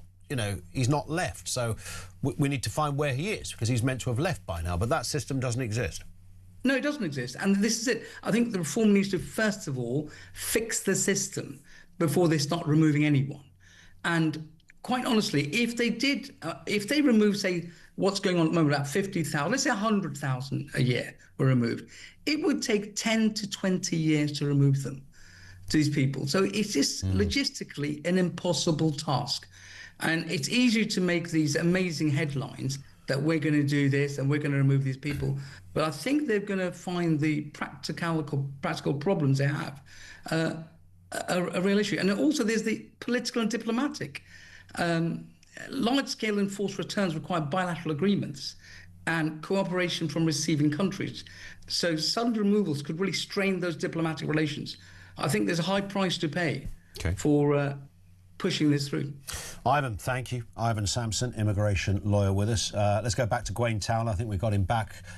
Reform UK board member. Gwaine, I think you can hear us loud and clear. Hopefully the Wi-Fi will hold up. Ivan Sampson there, he's an immigration lawyer. He's not your classic lefty lawyer. He's a little more realist in most of what he says. His point really was he doesn't disagree with the idea that illegal people should not be here, but suggests that it's frankly just not doable, or not the logistics of it are far too great for any government to be able to promise 300,000 people or thereabouts being deported annually. Well, I think what he presents, that classic position, which is it's not possible and dry. And that has been bedeviling our immigration policy for decades. Nothing we can do about it. It's not possible. It's too hard. Yep. Too many bureaucratic problems. You'd have to build this. Well, we'll say we're going to. We're going to build those modular ones. We're going to have to. We'll employ more people. You'll need diplomatic agreements. Well, if they don't take their illegal migrants back, we will stop them getting proper visas. That's how you do it. If it's always, it's not possible, it's impossible, guess what? Nothing will happen. Yeah. And we have to have will, and we have to have the backbone and the desire. And the fact is, the people of this country have voted time and time and time again to stop mass immigration. And they've been let down and lied to. And we are saying, no, no longer. Ordinary people in this country will accept that, say, a country like France, 1,000 kilometers of land border, is going to have difficulty stopping people crossing the border. An ordinary person in this country looks at our status and goes, we're an island. How on earth can we not sort this out? And if you listen to what Farage said today, and you read what Joseph Bardella was talking about in the papers a couple of days ago, France has said if he wins, they will take people back. And the reason they'll take people back is they're fed up of having shanty towns on their northern coast. Yep. The only reason they've got shanty towns is those people are trying to come to Britain. If you stop people coming to Britain, guess what? People won't go to France in order to get to Britain. And so it improves matters all the way down the line. And we just have to have a bit more backbone. But as I say, he makes some interesting points. And yes, there will be practical problems. But those practical problems become insurmountable if you do not believe you can do it. He referenced the A word, the amnesty thing. I think his thinking was, and I know these are really popular, right? But I think the thinking was, look, rather than monkeying around trying to get 20 flights a week off and all the bureaucracy, have an amnesty from now, but then really toughen up on anything going forward. How does that land, do you think, with reform? Well, I think it just doesn't land at all. We have had over 1 million people who we believe are illegal in this country already. That puts the pressure on housing, that puts the pressure across the board. And we also believe that whilst we're stating, say, X 100,000 deportations in year one, we will start that and you will suddenly start to see people self-deporting. because there's no point in staying, because you're not getting the benefits, you're not getting the positives. You will be removed when we get hold of you. And soon, pretty soon, people say, well, actually, we're not getting that money, we're not getting this free, we're not getting the other things. We may as well go back on our own volition, because frankly, there's no point in staying. So whilst initially it's going to be tough, I think quite soon you'll have a massive drop-off in people trying to come here illegally. You'll have a massive drop-off in people overstaying their visas. And he's right about counting people out, by the way. He's absolutely right about that, is Ivan. But if you take it seriously, if you have that backbone, and reform will be elected precisely because we do have a backbone, then people will stop coming and taking the rip out of the British taxpayer. Is Mr. Youssef referring... The problem will reduce in all sorts of ways. OK. Do you think Zia Youssef is referring, when he talks about things like benefits and stuff like that, only to people who are illegal? He talks about foreign nationals, a tricky demographic group, foreign nationals, isn't it? It could include someone who's been here for 50 years and paid tax all their life. What do you think he's referring to there? And hasn't bothered to and hasn't bothered to join us. Strange. I'm a little bit like when we left the European Union, we allowed people time to sign up if they were going to stay. Then I think there might be something like that. I haven't seen the precise policy detail there, so I'm not really in a position to comment accurately or authoritatively. I'm sorry about that. No, not at all. Gwaine, lovely to have you on. Thank you very much. We got there in the end. Gwaine Towler, the line just about held up. He is, of course, a political strategist and a Reform UK board member. Over to you on that one. Jason says, no amnesty. It's too expensive in more than just monetary terms to keep these people here. If it costs a lot to get rid of them, it's the same cost, but we're going to be free. Of course, the immigration lawyer wants these people to stay. Hard stance will stop the flood. We need our country back. We need to save the country. And all those points, I think lots of people would agree with. But I think, as Gwaine did say, as a few of you have picked up on, if we keep saying it's not possible, then it's never going to happen. But there would be... What we can't do is underestimate the size of carrying out 300,000 deportations every single year, 20 flights a week, various agreements, countries that have got to take people back. You can do it, but the practicalities of it are flipping huge. And that may well be the undertaking that Reform are willing to take. I mean, they're going to be tested on this. As Gwaine told us on a previous programme, they've got a year to show that they mean business. And if they don't, then they'll get voted out at the following election. That'll be a few years away, certainly, from now. It's whether you are able to take that risk. Does it get... You know, these policies that political parties reference, they ended up getting watered down. Oh, we can't do... OK, we're going to start off with this amount, or it's going to be 288,000 a year after this Parliament.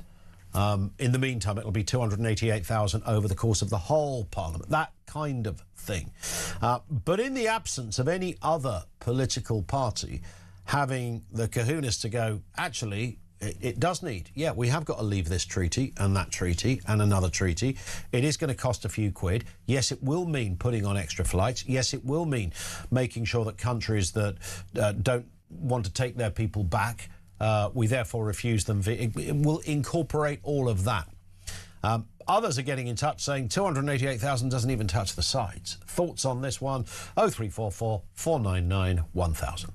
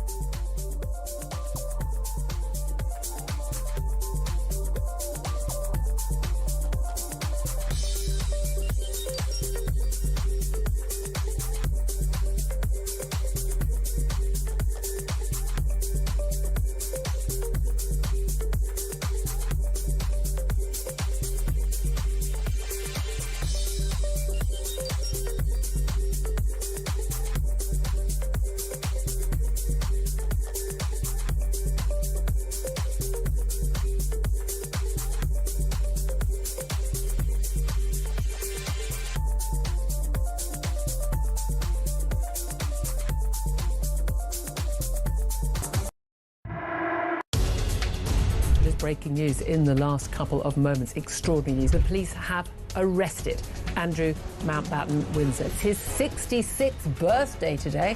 What a birthday present that is. Mr. Mandarin, how long do you think that you can stay on the island? We're going to stay forever. Our rights have to be respected now. We're going to stay. Do you expect Jeremy Clarkson to become a part of your new party? I can tell you, if Jeremy Clarkson decided to darken my doorstep, I would be absolutely delighted. Across the UK, on DAB+, on YouTube, on your mobile, and on your side. This is Talk. This is Talk, 0344 499 1000. Ian in Oxfordshire somewhere says the word impossible task were proven meaningless after lockdowns. Yes, absolutely bang on. I remember saying, probably during lockdowns, never ever again can a government claim it's too difficult. We could never do that. It's too much of a huge... We lived for, on and off for a few years by closing down. We closed down schools, we closed down medical establishments, we closed down businesses, we closed down pubs and restaurants. We closed an entire country. Now, if you can do that, man alive, you can do anything you like, right? The idea you can't fly some people out of a country, yeah, it might be a bit of an ache. You might have to get the boys at EasyJet to lay on a few more flights or hire the RAF or whatever. But that's absolutely bang on from Ian. Never again can a government say that anything is impossible after lockdown. They set their own precedent at that point. Charlie is in East Sussex. On this very policy, Charlie, what have you got for us? Hello. Good afternoon, Ian. Always an interesting programme, and I do enjoy it. But on that Eve woman that you had on there, it's completely wound me up. Go on. I'd like to be one of these political commentators. How the hell do they get a job? That's what I want to know. Anyway, besides the point, we're talking about this policy with Zia Youssef and reform. And I think you've got to look at it in two ways. We are all, every one of us, unless you want to push a certain narrative, every one of us knows exactly what he means and exactly what the policy is going to be. If you don't pay your way, you could well end up going back to where you came from. Let me flip it round, though. But I've got another theory on this, and it's two sides of the same coin. If you're a Brit, born and bred, doesn't matter what religion, colour or whatever, and you're not paying your way, that needs to be looked at as well. It's not a blanket policy that is like one size fits all. And anybody with any sense absolutely knows that. If you don't pay your way, you're going to have to pay your way. Otherwise, cheerio. If you went and lived in another country, Charlie, and you were living, I don't know, in Spain, and you were allowed to be there for 6 months, but you stayed there for 2 years, and then you eventually got kicked out, and you went back to your local pub, and you're telling the story to your mates. None of your mates would go, that's terrible the way they've treated you.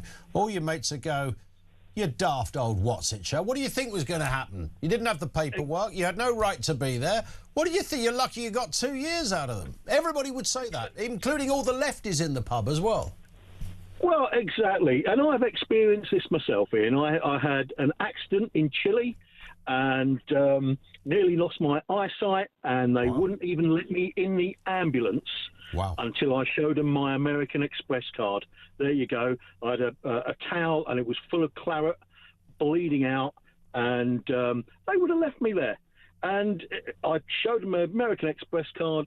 They put me in the back of the ambulance, and I was taken to hospital because I could pay for it. Now, look, let's not get all look through rose-tinted spectacles on this. Nothing's going to be perfect, and none of these policies are going to be 100% the fix-all. It's not going to happen. Of course. But we have to start somewhere. Yeah. There has to be a start somewhere with policies that are sensible. Well, you have to also start the, you know, one of the interesting things about Donald Trump's ICE thing is that Donald Trump didn't invent it, as I'm sure you know, Charlie. It's been going on for years. When Obama was president, they were also deporting people. But they didn't make it very public in the way they were doing it, probably because I would imagine Obama felt it was politically a little inconvenient to be perhaps seen doing this kind of thing. Whereas what Trump's done, he's put it on the telly, to coin a phrase, which has had another effect, and that's to stop people coming in because they can see what the potential result is. You know, exactly. I mean, it's just a sensible policy, really. And I think the problem we've got here now is that we have been so lax in actually enforcing the policies that we do already have in place. Yeah. And it's coming back to bite us big time. And we just can't, as a country, we can't afford it. And that's not being, you know, that's not being nasty. That's not being racist. That's not, you know, it's just like, it's economics, really. Basic and economics. We just absolutely cannot keep on like the way we're going, because we are absolutely going down this funnel. And what's at the bottom of it, I hate to think. On that point, Charlie, it's a great call. Thank you very much for that. Let's go to Carl in Liverpool. How are you doing, Carl? Good afternoon, Ian. Afternoon to you. Far away. Yeah, it's just on that female copper. Yeah. What a brave young lady, you know. What's interesting about it, and sorry to interject, Carl, just before you've kicked in, but I wouldn't normally bother to mention whether she was male or female, but I think it is relevant when you're a lone female in a crowd of about 200 blokes. I think that is relevant. Absolutely, yeah, especially, you know, given the situation where she found herself in. More like her we need, Dean. That young lady should be in charge of public training under the police, the rest of the police force. You know, most of them have got no bloody backbone to stand up. She did it brilliantly. She just spoke so well. Look, you know, it's freedom of speech, she said, mate. Yeah, she was. She was very eloquent in how she dealt with it. And, you know, this is the problem. We find our country under attack, our religion under attack, yet when people of that community say that it's their feelings that are here for whatever, and then you use the freedom of speech, we know they don't like our religion. We know that. We know that, you know, and the police haven't really been there for us, but good on her. She did a fantastic job, and we need more like her, and we really do. Yeah, spot on. Great call, Carl. Thank you very much indeed for that. Love it. Gary in Bolton says there's a surprise. A human rights lawyer saying mass deportations can't be done. Having a government with the will to carry it out will be a nice change. It's a fair point. Don in Chelmsford. The Church of England has been destroyed by the Archbishop of Canterbury, the previous one, Welby. The new Archbishop is worse. We need archbishops with charisma, says John. Yeah, and, you know, let's be honest about it. When I was talking to our first, was it our first guest, second guest, on, it was the bishop, when he was talking about the church itself has been one of the problems. And I thought, yeah, I couldn't think of Welby's name. It was him, Welby. These guys should be as tough as old boots. You might well be a person of the cloth. You might well be caring and understanding, and you might have quite clear sense of a direction from God. But it's not a one-way street of niceness. You don't make yourself a better clergyman or a better politician because you do stuff that makes you feel warm in the pit of your belly. It's sometimes the harder stuff that you've got to do for the common good when it comes to fairness. And, you know, the benefits debate is always the great one on that, when the left will squeal about saying you're taking away somebody's benefits, which doesn't ever really happen, by the way, certainly not in our life, not in any meaningful way. But I don't know why it's a morally superior position to give somebody a benefit they might not deserve than the other position, which is asking poor people, other poor people, to pay for that benefit. I don't know why that part of the kind of equation. You're saying that taxpayers should fund the benefit for the person that shouldn't really be getting the benefit, but they're going to get it anyway because we can't do you know, it's a sort of one-size-fits-all thing, so it's the way we have to do it. But one is more morally superior than the other, and the church need to learn that lesson. And Welby, you're absolutely right, Dom, had a PhD in doing he didn't even know the right notes in the wrong order, let alone the right order. 0344 499 1000.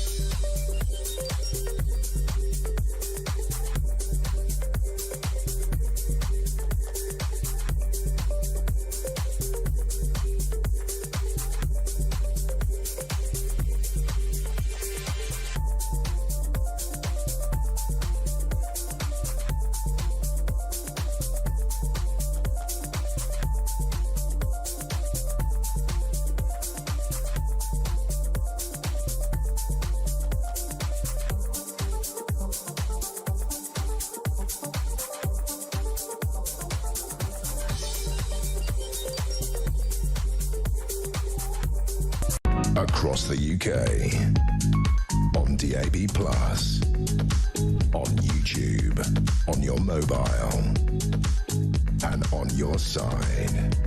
This is Talk.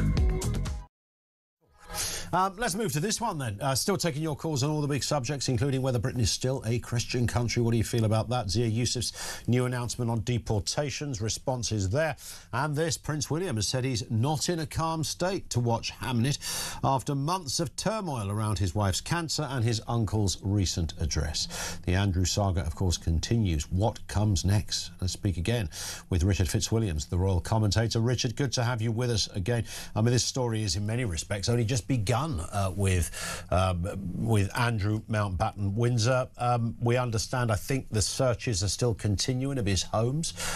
Clearly, this is extensive stuff.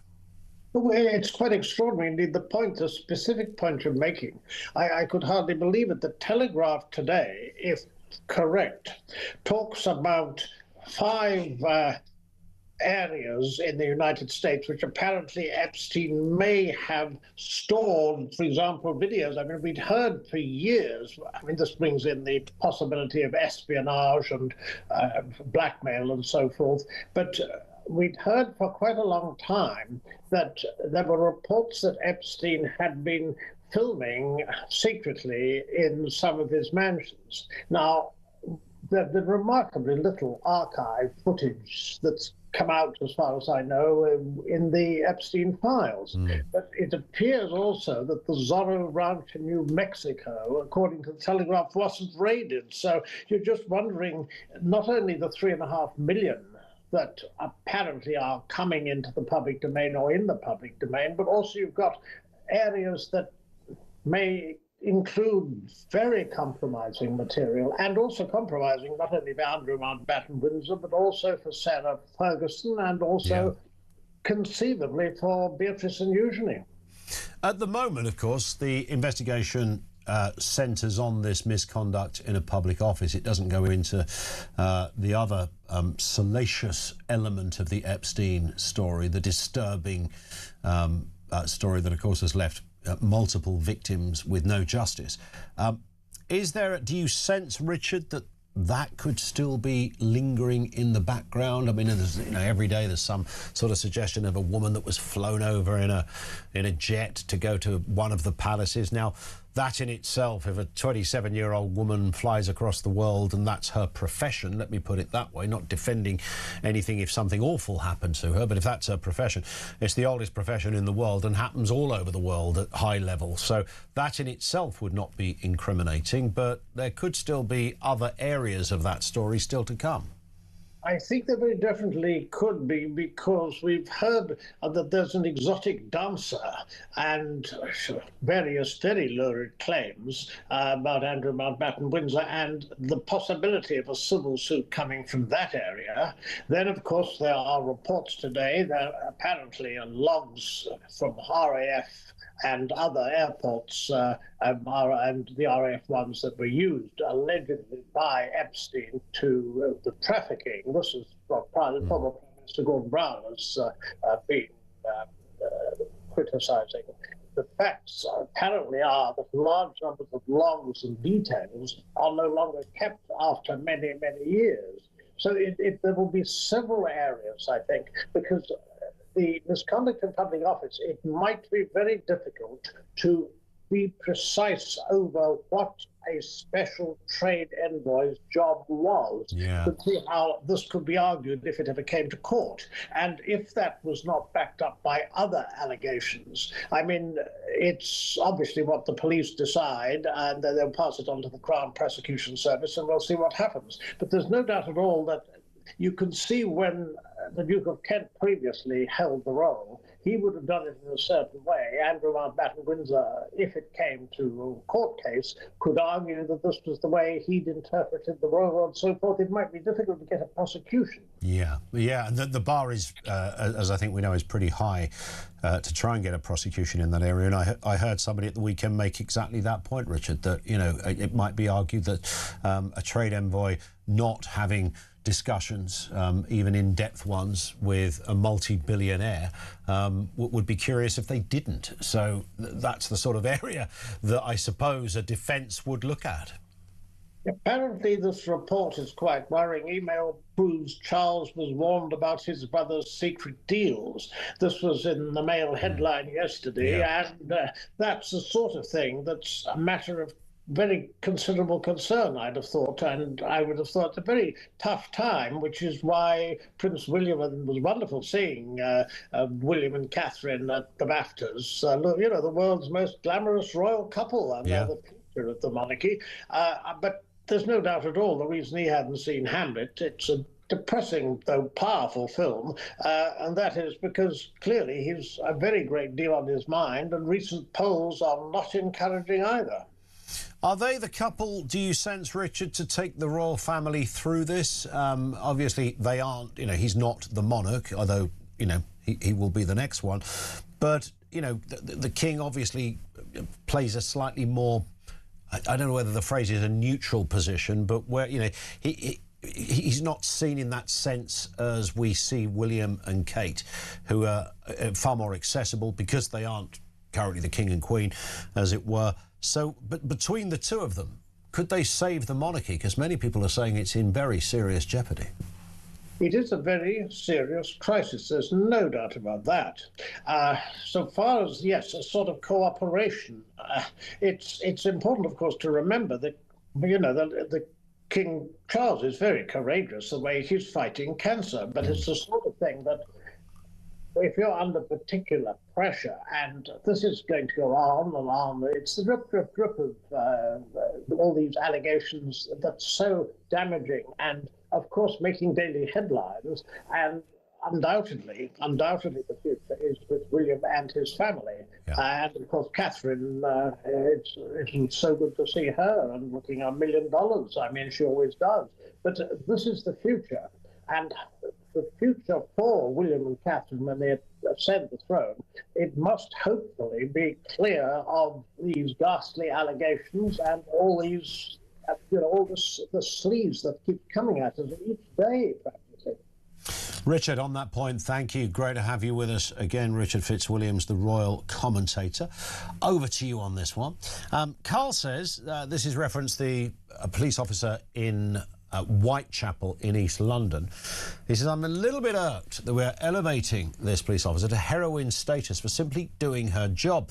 I would much prefer to castigate her cowardly colleagues and the police service in general for not doing theirs. And I think, I know what you're saying, Carl. I think the police officer concerned would probably say the same thing. Look, I was just doing my job. I think what marked it out is that, firstly, we don't see this very often. The most logical of replies. And secondly, I would argue she was in a potentially very risky situation, arguably one that didn't elevate because perhaps anyone with bad intent would have realised there were so many cameras around that this would have been, including, I would guess, on the officer's stab vest as well, that it would be futile. So in that sense, I'd have thought it'd be quite intimidating for anyone, and particularly a female officer, on their Todd in a crowd that have almost circled you, saying, you know, this man is being offensive because he's citing Christians, he's attacking our prophet. And I think it was the way she just brilliantly managed to articulate the basic law of the land, that he's allowed to be there, you don't have to listen to him, he's not doing it in your house, so don't worry. And if you don't want to listen to what he's saying, then walk on. It is that simple. And I think she also said, in the same way that you could articulate and preach if you wanted to. Let's go to Portsmouth. This is the Reverend Chris. Good afternoon to you, Chris. Hello, it's good to be on your show. Nice to hear from you. Nice to have you with us. What are you thinking? So I think the question that you were asking earlier on your show was, is Britain still a Christian country? Is that right? Yeah, pretty much.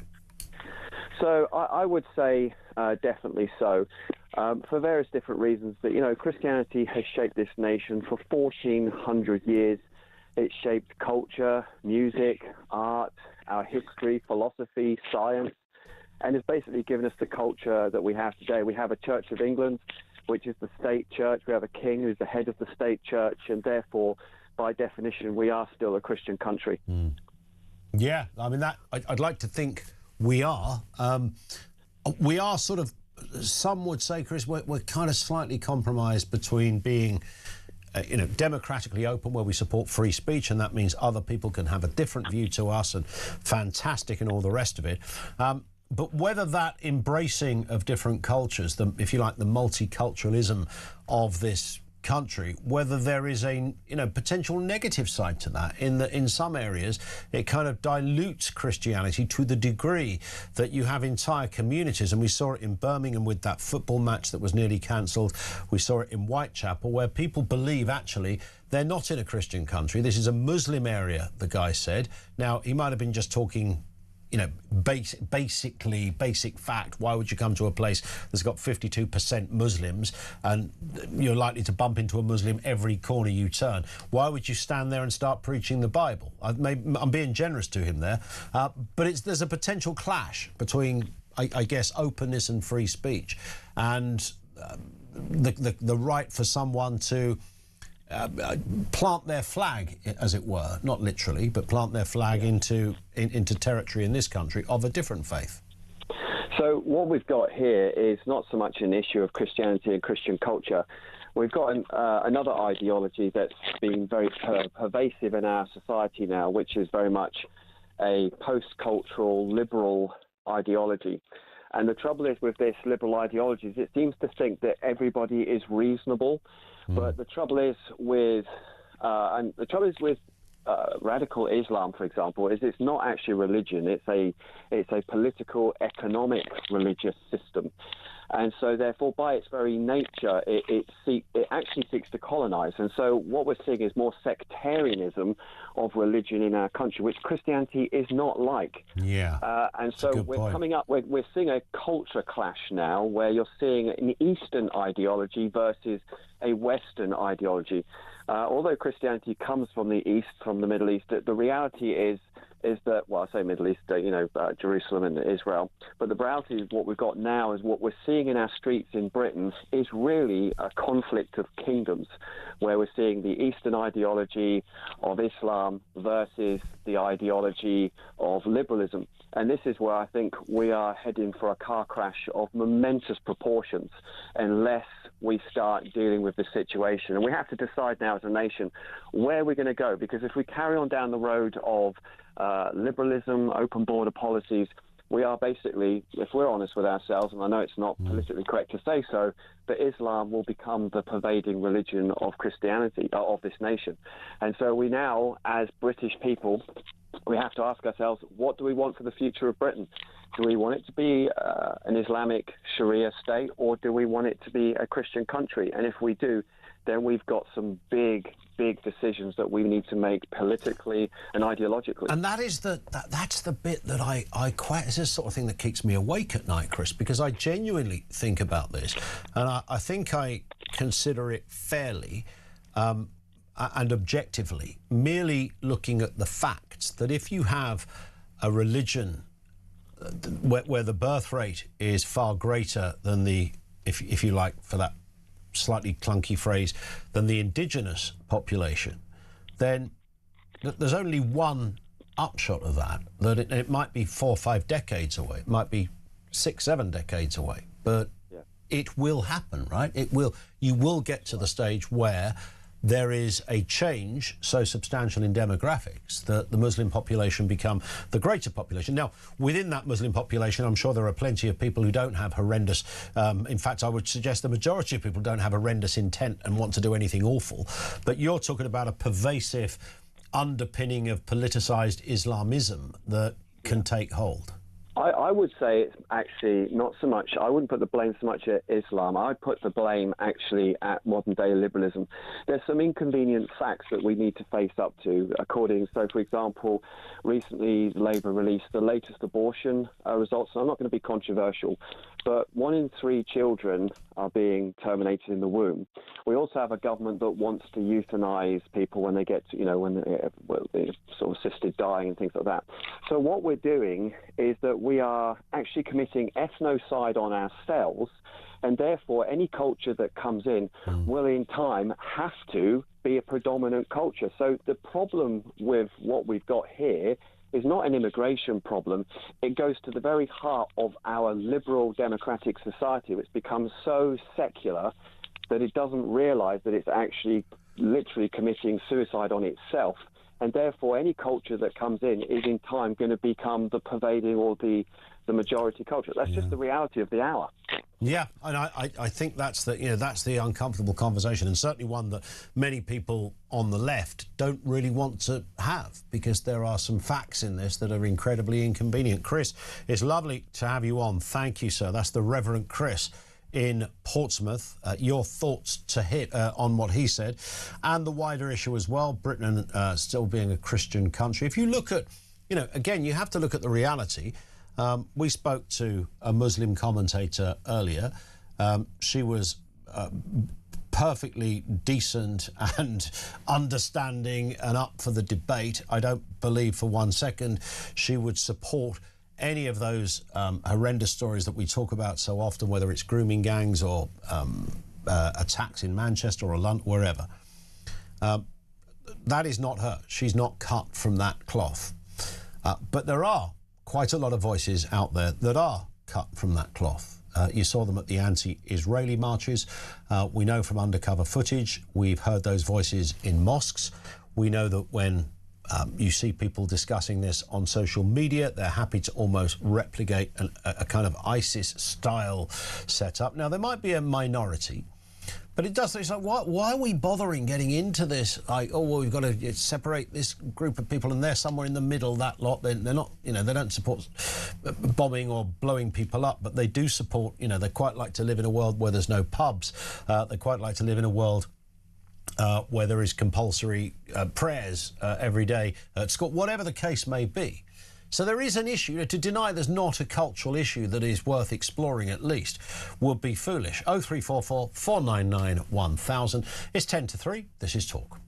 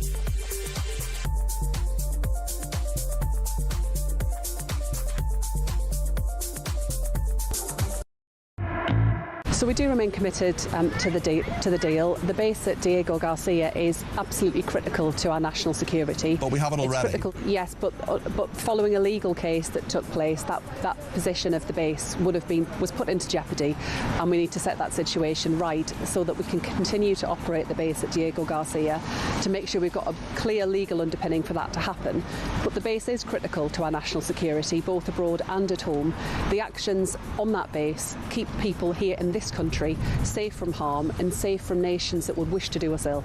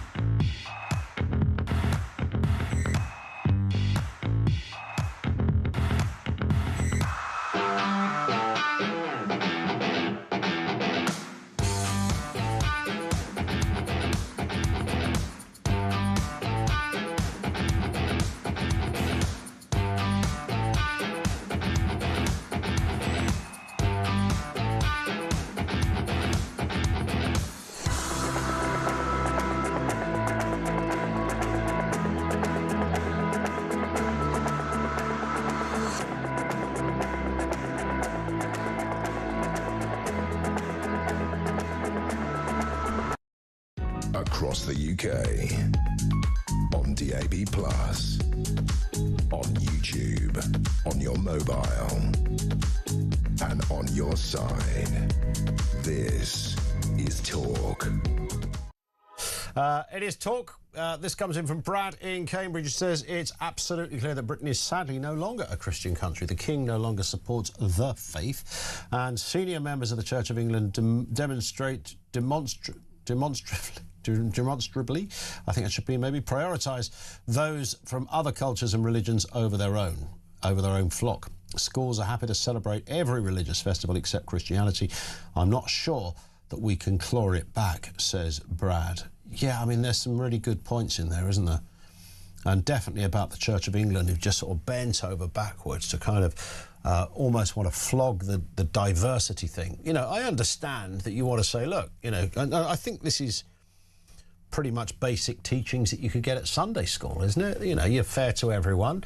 You don't discriminate against somebody because they happen to be the opposite sex, or because of their sexuality, or because of their skin colour, or whatever. That's just all obvious stuff. But when you have Welby, who was almost preaching on a weekly basis about this old guff, you think, mate, reel it in, fella. I mean, come on. You know, you are meant to be the head of the Church of England. You are meant to be, you know, the fella that represents all things and all good. They're all good and all great. And you are right up there as one of the most prominent Christians, literally, when you're the Archbishop of Canterbury, on the planet, not just of this country. Just before we talk to Tony in Edinburgh, Voice of Doom, day 19. We've still not got a winner. It's a mystery voice. You're looking for a politician. Could be left-wing, could be right-wing, young, old, dead or alive. Who is this? This is your chance. Absolutely staggered. We've got to day 19 and nobody's got this thing correct. Here it is again. This is your chance.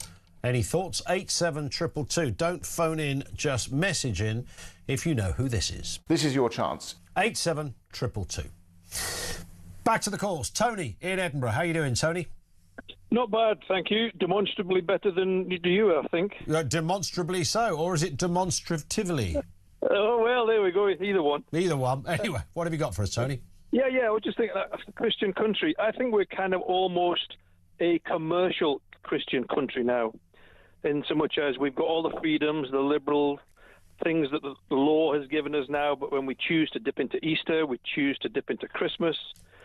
You know, the festivals that were obviously pagan at one point, or one of them was, and now it's Christian. But the point is, the UK, essentially, you and I can dip into whatever part of Christianity we want to.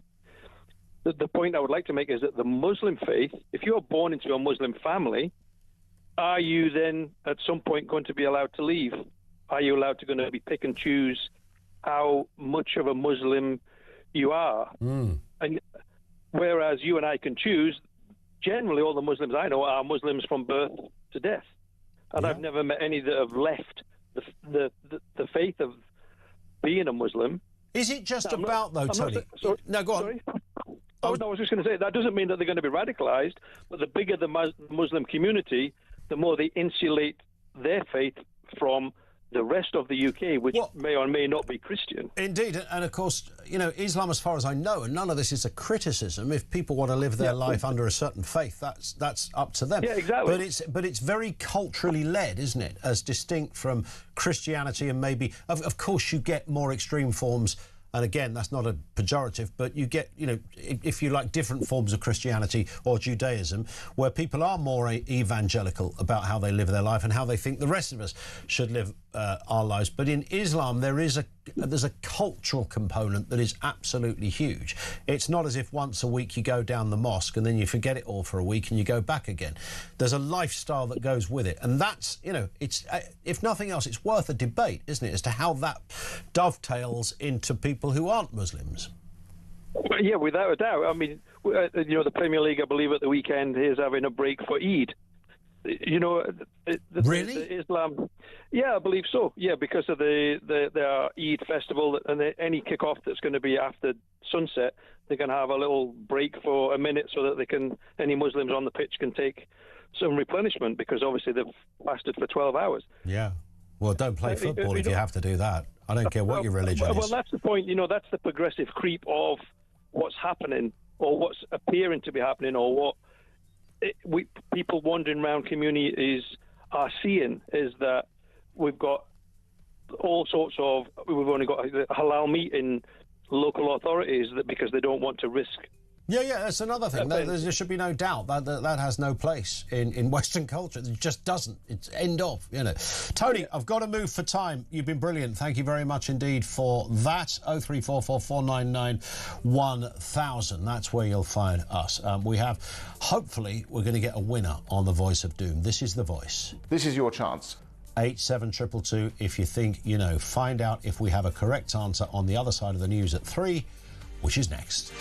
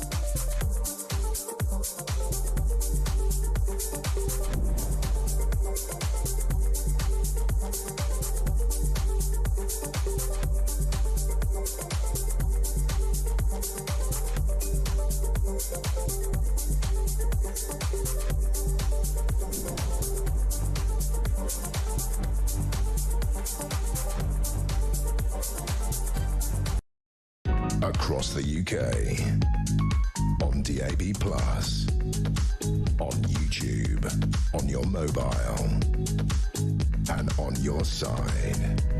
This is Talk.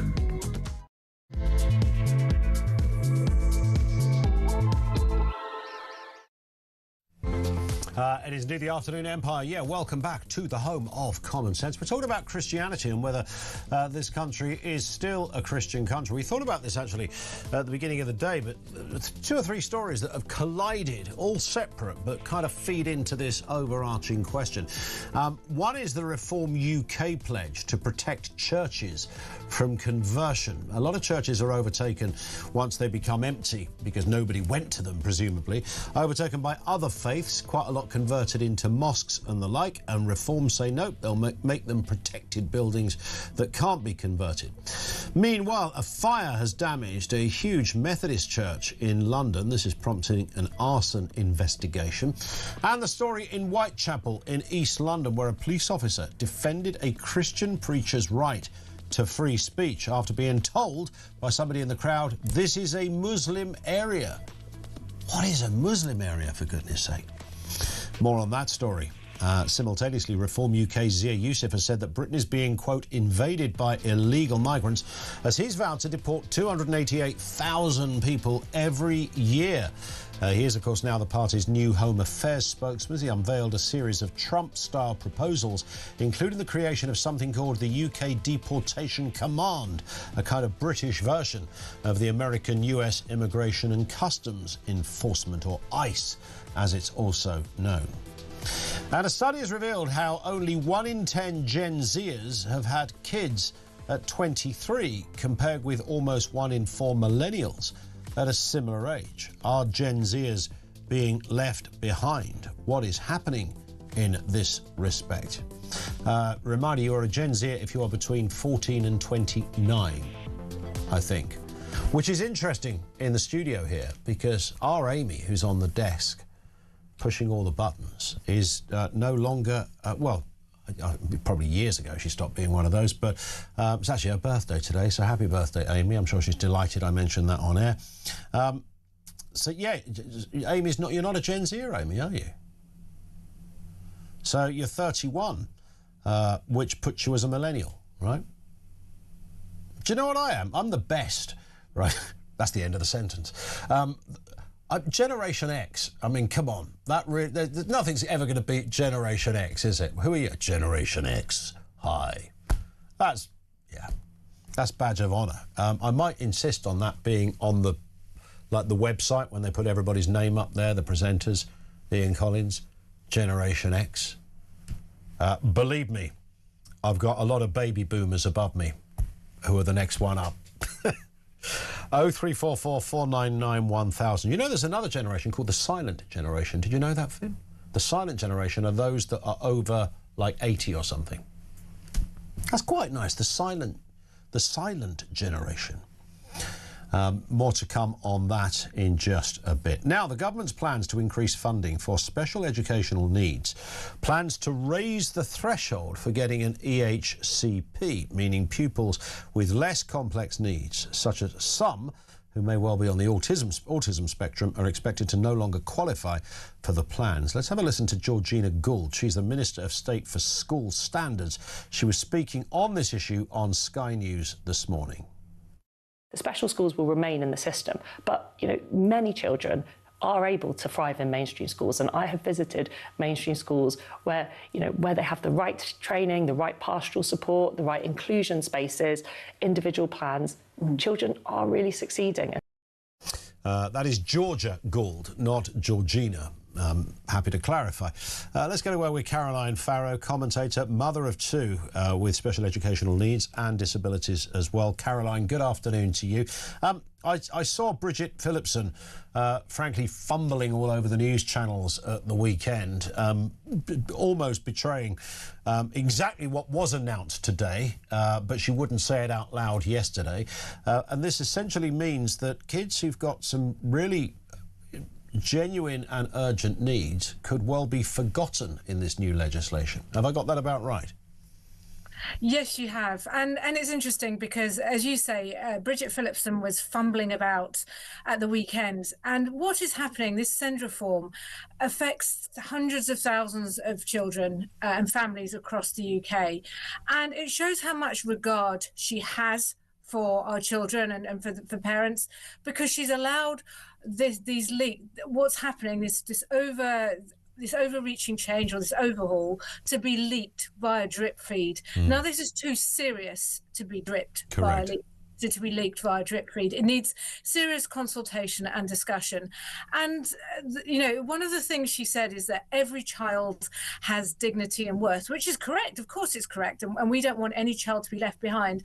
Well, Bridget, you have forced 25,000 children out of private independent education into the state sector, many of whom were in the independent sector precisely because it is so hard to get sent help. And I'll give you just a personal example. My son was in independent education, and now he's been earmarked by the local authority as needing a specialist school. When he was in independent education, my local authority wouldn't even assess him because they said he's in independent education. You don't understand how it works. No, he must be fine. And we had to fight for him to be assessed. They said, no, he's fine. He doesn't need assessment. We had to go to tribunal. They assessed him and said, yes, actually, he probably does need assessing. So they then assessed him, and then he was denied his EHCP. And we would still be fighting for that if it wasn't for the school actually speaking up and saying, no, this child is really struggling, needs a lot more support than we can give. And the local authority has said, okay, we agree he needs a special school, but they haven't been able to meet the deadline. So they're already prepping us that come September, when he's supposed to start year 7, that they won't have a school available. And now my story is pretty much, and I've got another daughter who's in specialist school. So 2 out of my 5 children have been assessed as having, severe needs. Now, everyone is talking about money, and this is what these reforms are about, saving money. And we agree that actually, there is too much money being, well, how much is too much money? But obviously we can all see ways of cost savings. But I'm not convinced that the way that Bridget Phillipson and the Labour government are going about this is the right way. And it's about getting an education that meets our child's needs. And not only that, if they get the right support now, it means that they won't end up on welfare later or not in education or jobs. Sure. But actually, what she seems to be moving these children towards is a one-size-fits-all solution, so that mainstream is deemed to be right for every child. And what's quite alarming is the rhetoric around autism and ADHD and neurodiversity, sort of saying, well, because these kids don't have a physical disability that's obviously you can see, then their needs are not so great. So, basically they should go into mainstream and just learn to behave themselves, is effectively what's being said. And what is the criticism, if that is the right way to put it, Caroline, in this area, as you know, and I'm a dad as well, is that this is about numbers. The sheer weight of numbers has overwhelmed the system. Where I live, it's almost impossible to bump into somebody who doesn't believe that their child is somewhere on that neurodiverse spectrum. It's almost, frankly, people look at you strange if one of your kids isn't on the spectrum somewhere. And I don't use that term as a pejorative. I know from experience what the issues are, as you do. What is the answer to that, though? Because we have got this, there's this story that came out a little while ago about the sheer the cost of taxi bills to send kids who have to be ferried to schools because they're not necessarily in their area. That alone was off the scale and penned in to increase beyond recognition. So when we say, yeah, it's all about money, you're right. And that's ultimately what's happening here, isn't it? Yes. The figures are out of control and the government don't know what to do. So I'm sure they're going to argue that they'll give more focused need to a certain group of kids, but a lot of others will fall completely outside the remit of being okayed. Yes. And I think it's interesting, right? Because you talk about taxi bills. My daughter is one of those that gets a taxi 50 miles away. We would much rather that she didn't. And in fact, had the government, had the local authority, to be fair, put in the support she needed at the time she needed it, then hopefully she shouldn't have spiraled to the point where she needed a school which had the special speech and language therapy and had the support that she needed. But actually it was the council gave us a choice of 2 schools, each 50 miles away. So whichever one she would have gone to. Yes. she would have needed a taxi. And I think actually there's an interesting point, because when we talk about the cost of taxis, it's actually cheaper than building special schools, which is what's needed. And I think one of the things we have to really think about is whether or not this option of a one-size-fits-all education is right for everyone. So I was talking to a parent the other day of autistic children who admits that he himself was autistic. And he said, well, you know, back in my day, they just beat it out of us. And you know, you almost think, is that what they're wanting to go back to? I mean, my daughter was in a school where they sewed up her pockets because they didn't like her putting her hands in her pockets when the school inspectors came and they wanted them all looking nice for an assembly. And, you know, putting her hands in her pockets was a source of comfort to her. So I think we have to think about, actually, is mainstream right for everybody? Because shoving children into mainstream means that you need to have, they say, more specialist teachers, but they need more room for these inclusion units. And for children who have as profound problems as mine do, and let me just say it, Ian, as a parent, it breaks my heart that my children can't go to the local excellent state schools. It breaks my heart, and nothing would be easier for us as parents logistically that they could go. We have some wonderful state schools and some wonderful secondary schools in our catchment area. Nothing would be easier and better if they could just hop on the bus, hop on the train, and you know, it's a nightmare for us logistically, and it's horrible for the children having to get in these taxis. One answer, I think, would be more special schools, but the devil is in the detail. We haven't seen all the detail yet, and it sounds like they're going to give us a big pot of money, but in effect, when you break down, and some of the specialist groups have started doing the work, you're talking about maybe, you know, the money's not even going to fund an extra TA, an extra teaching assistant. And I think the worry is that these mainstream schools, as happens at the moment, will absorb the funding that they're given and use it for the benefit of all the pupils. And some children with neurodiversity, mainstream's not right for them, because they are overwhelmed by huge amounts of people and huge amounts of noise and going from classroom to classroom to classroom. You know, it's that very noise, and even things like having posters on the wall is too much for them. It's overstimulating. Now, do you deprive children who aren't neurodiverse of the cultural enrichment of having posters up and you know, having a lovely learning environment which they deserve? Of course you don't. So actually, how are they going to make mainstream work for children with neurodiversity? So that you know, and it's very easy for us to, and again, as a parent, I want to say this because I think this is really important. When you have children who are neurodiverse, the school's first reaction is to try and make out it's a behaviour issue, which very often that's how it translates. We went to family therapy. We thought, gosh, okay, there's obviously an issue here. Maybe we as parents, we've got things to learn. We went on every single parenting course. We went to a family therapist to see, you know, maybe we're not putting in boundaries, you know. And as luck could have it, or as fate would have it, our therapist said, I'm a qualified clinical psychologist. I think your children are autistic, Mrs. Farrow. You know, and we were like, you know, and then obviously things fell into place. And it was only with that diagnosis were the school able then to start making reasonable adjustments. But even with the reasonable adjustments that the school made, the environment wasn't right. And now we're in a situation where my son is not going to school every day. He goes in for 2 hours a day. In the afternoon, he does his maths and English learning online because the mainstream school are saying, you know, we can't meet his needs. So they would have to put in so much more money just to meet his needs.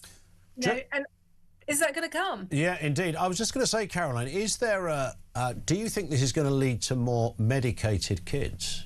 Because I know that, you know, I hear stories of parents who do medicate their kids because of things like autism, with mixed results, to be honest. And you know, there's one set of parents we know that will tell you how incredibly game-changing it was for their child. But then, of course, you watch one of those Louis Theroux documentaries about, I'm sure you've seen it, America's medicated kids, and you just think, oh, my God, we're not going there, surely. Others have said, yes, it did work, but it almost took the edge off their personality. Yes.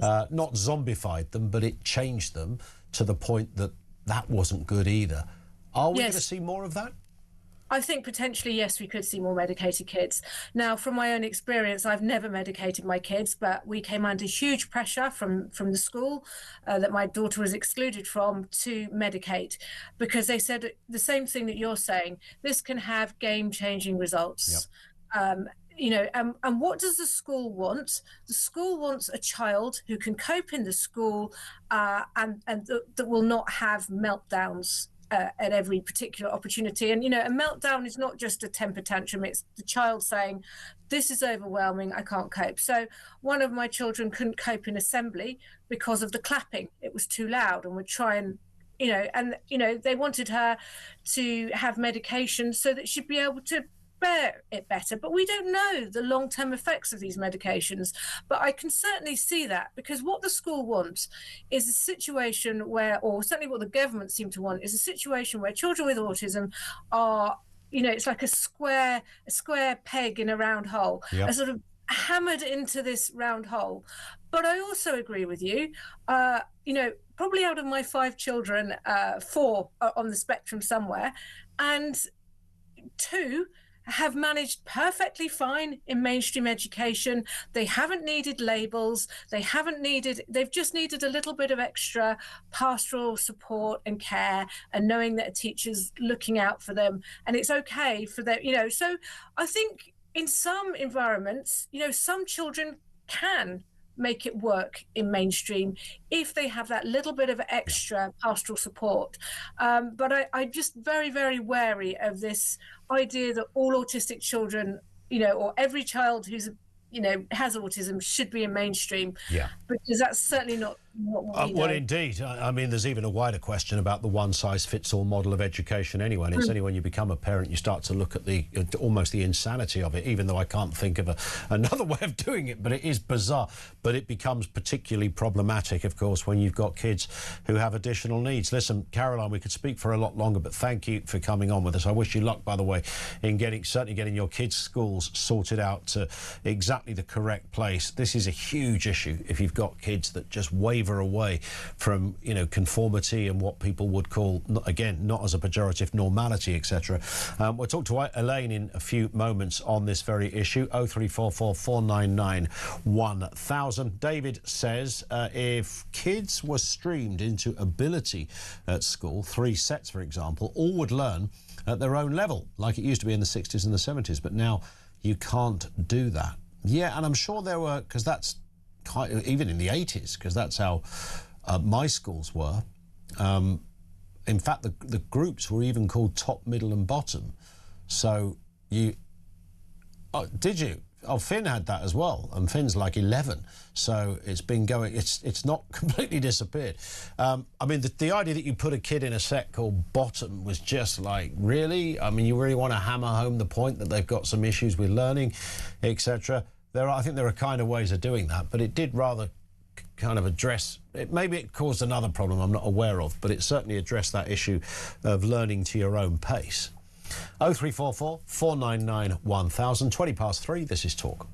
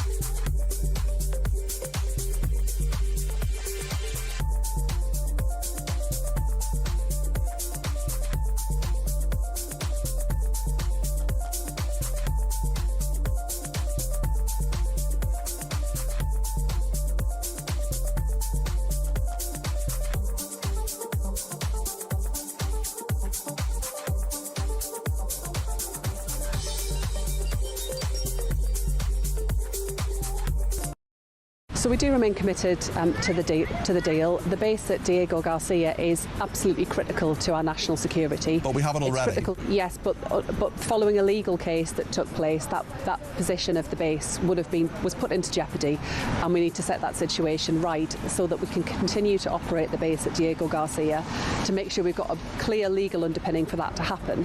But the base is critical to our national security, both abroad and at home. The actions on that base keep people here in this country safe from harm and safe from nations that would wish to do us ill. Across the UK, on DAB+, on YouTube, on your mobile, and on your side. This is Talk. This from Betty, who says, my child in Scotland has special educational needs, but we manage him to be very independent. The numbers don't make sense, and lots using to increase benefits and excuse bad parenting. Labour's interest is only the unions. The kids are irrelevant, says Betty. Yeah, I think there's something in that as well. What I've discovered is this thing that they call the spectrum, and it's always on the spectrum, politely called neurodiversity. Whatever you want to call it, I don't really care in many respects. All I do know is that spectrum is flipping massive. There's no kind of one size fits all, or that's an ADHD kid, that's an autistic kid. Within that, there are so many kind of subcategories, and then you get to the thing of the teacher you talk to a teacher about something, they say, well, the kid's perfectly fine. There's nothing, great kid in the classroom. But as a parent, of course, you see a totally different story. Now, that might not fully be the school's responsibility, but if the kid's not learning, and I hear this from countless parents, where the kid goes to school, it becomes almost like a holding pen, and they sit there in, frustration, but don't show it throughout the course of a school day, and then go home, and they haven't really learnt very much, not because there's anything wrong with their brain in that sense. They just simply cannot concentrate. They can't hold that concentration because the environment is completely wrong for them. Elaine is in Derbyshire on this point. Elaine, good afternoon to you. Hello, Ian. Hi. My daughter's 13 and she's got special needs. She's adopted, and she has fetal alcohol syndrome disorder, ADHD and autism due to the abuse she suffered when she was with her birth parents. She's in a special needs currently. The school she was in before was a mainstream primary school, and they really did a lot of work for her. They were fantastic. The problem isn't giving the teachers special need training. It was because the curriculum was wrong for her. Yep. So fetal alcohol syndrome is basically a brain injury caused by alcohol abuse. So she has an IQ of 64. Anything under 74 is an intellectual disability, and average IQ is 95 to 100. Right. So her IQ is very low. So what she was doing in school was just sitting in the back of the class singing while they're talking about Henry VIII, because she just didn't have a clue. And also, she was very vulnerable to the other children doing things to her because of her sort of naivety. So at the school that she's in now, she's currently she's given the llamas a wash today. They've got a farm.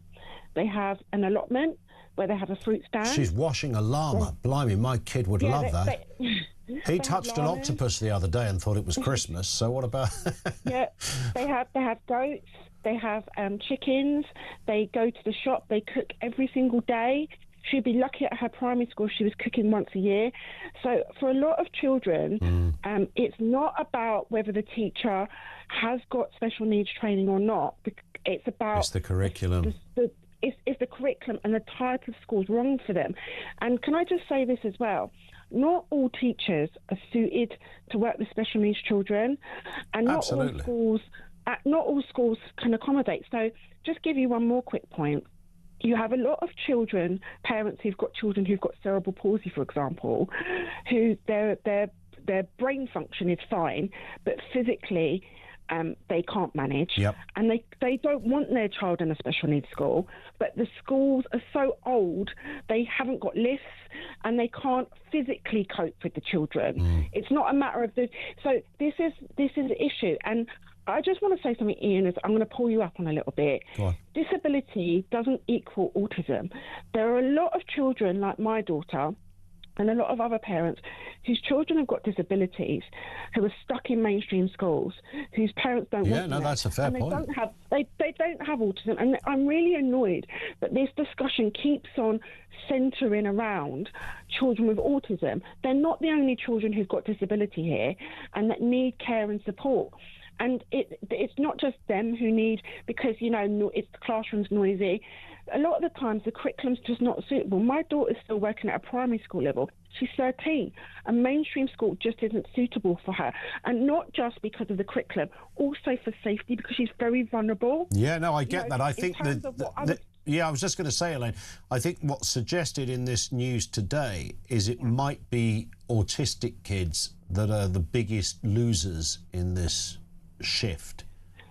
Well, you say that. I mean, my daughter. It took me a year and a half to get my daughter in the school. We had to pay £3,000.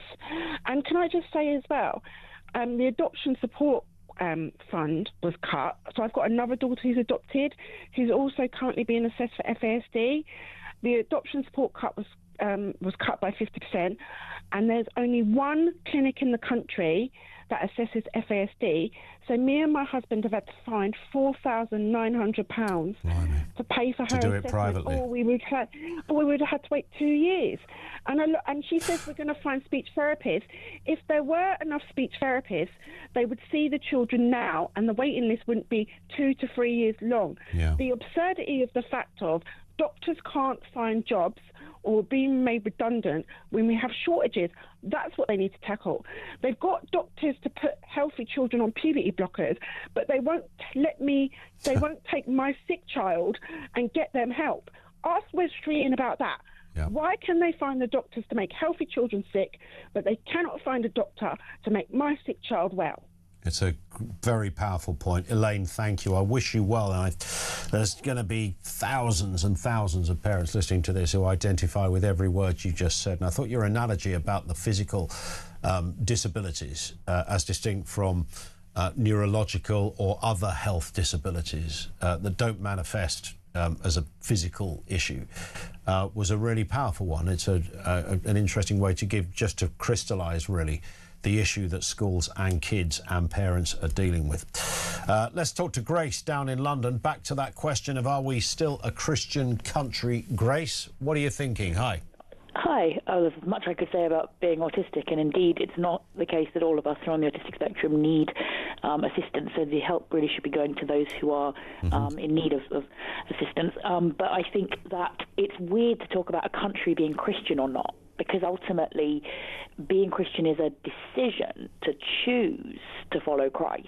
And it's very much the case that a lot of the things we now take as being norms in our country, such as that we should care about the vulnerable. I mean, we've just been talking about supporting people who are vulnerable. And actually, before Christ's teaching spread here, in, the ancient Roman civilization of the West, there wouldn't have been support for vulnerable people. People thought it was normal to just, mistreat and disregard vulnerable people.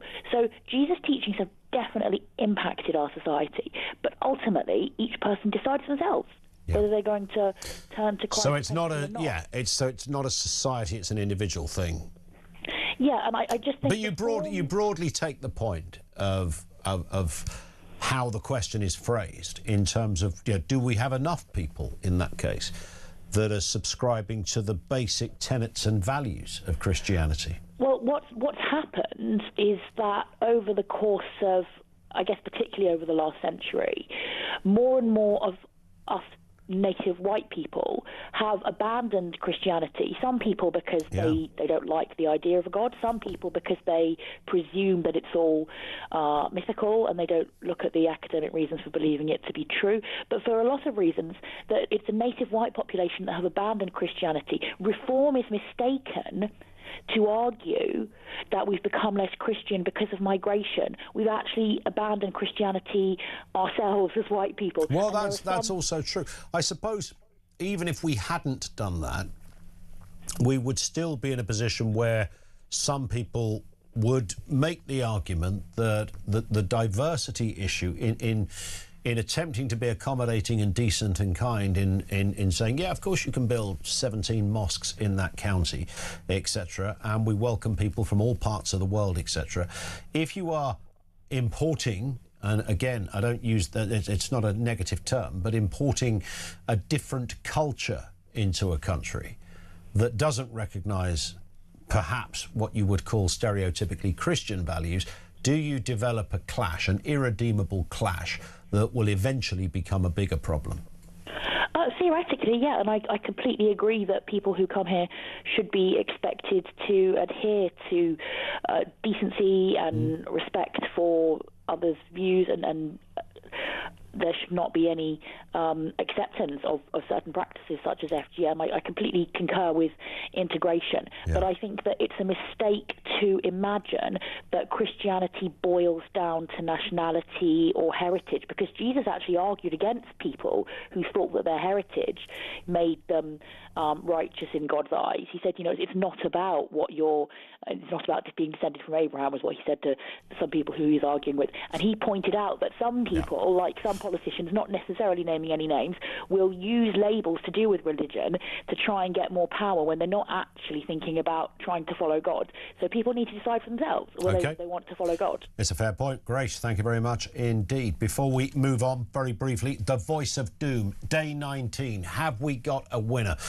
It's the political mystery voice bit.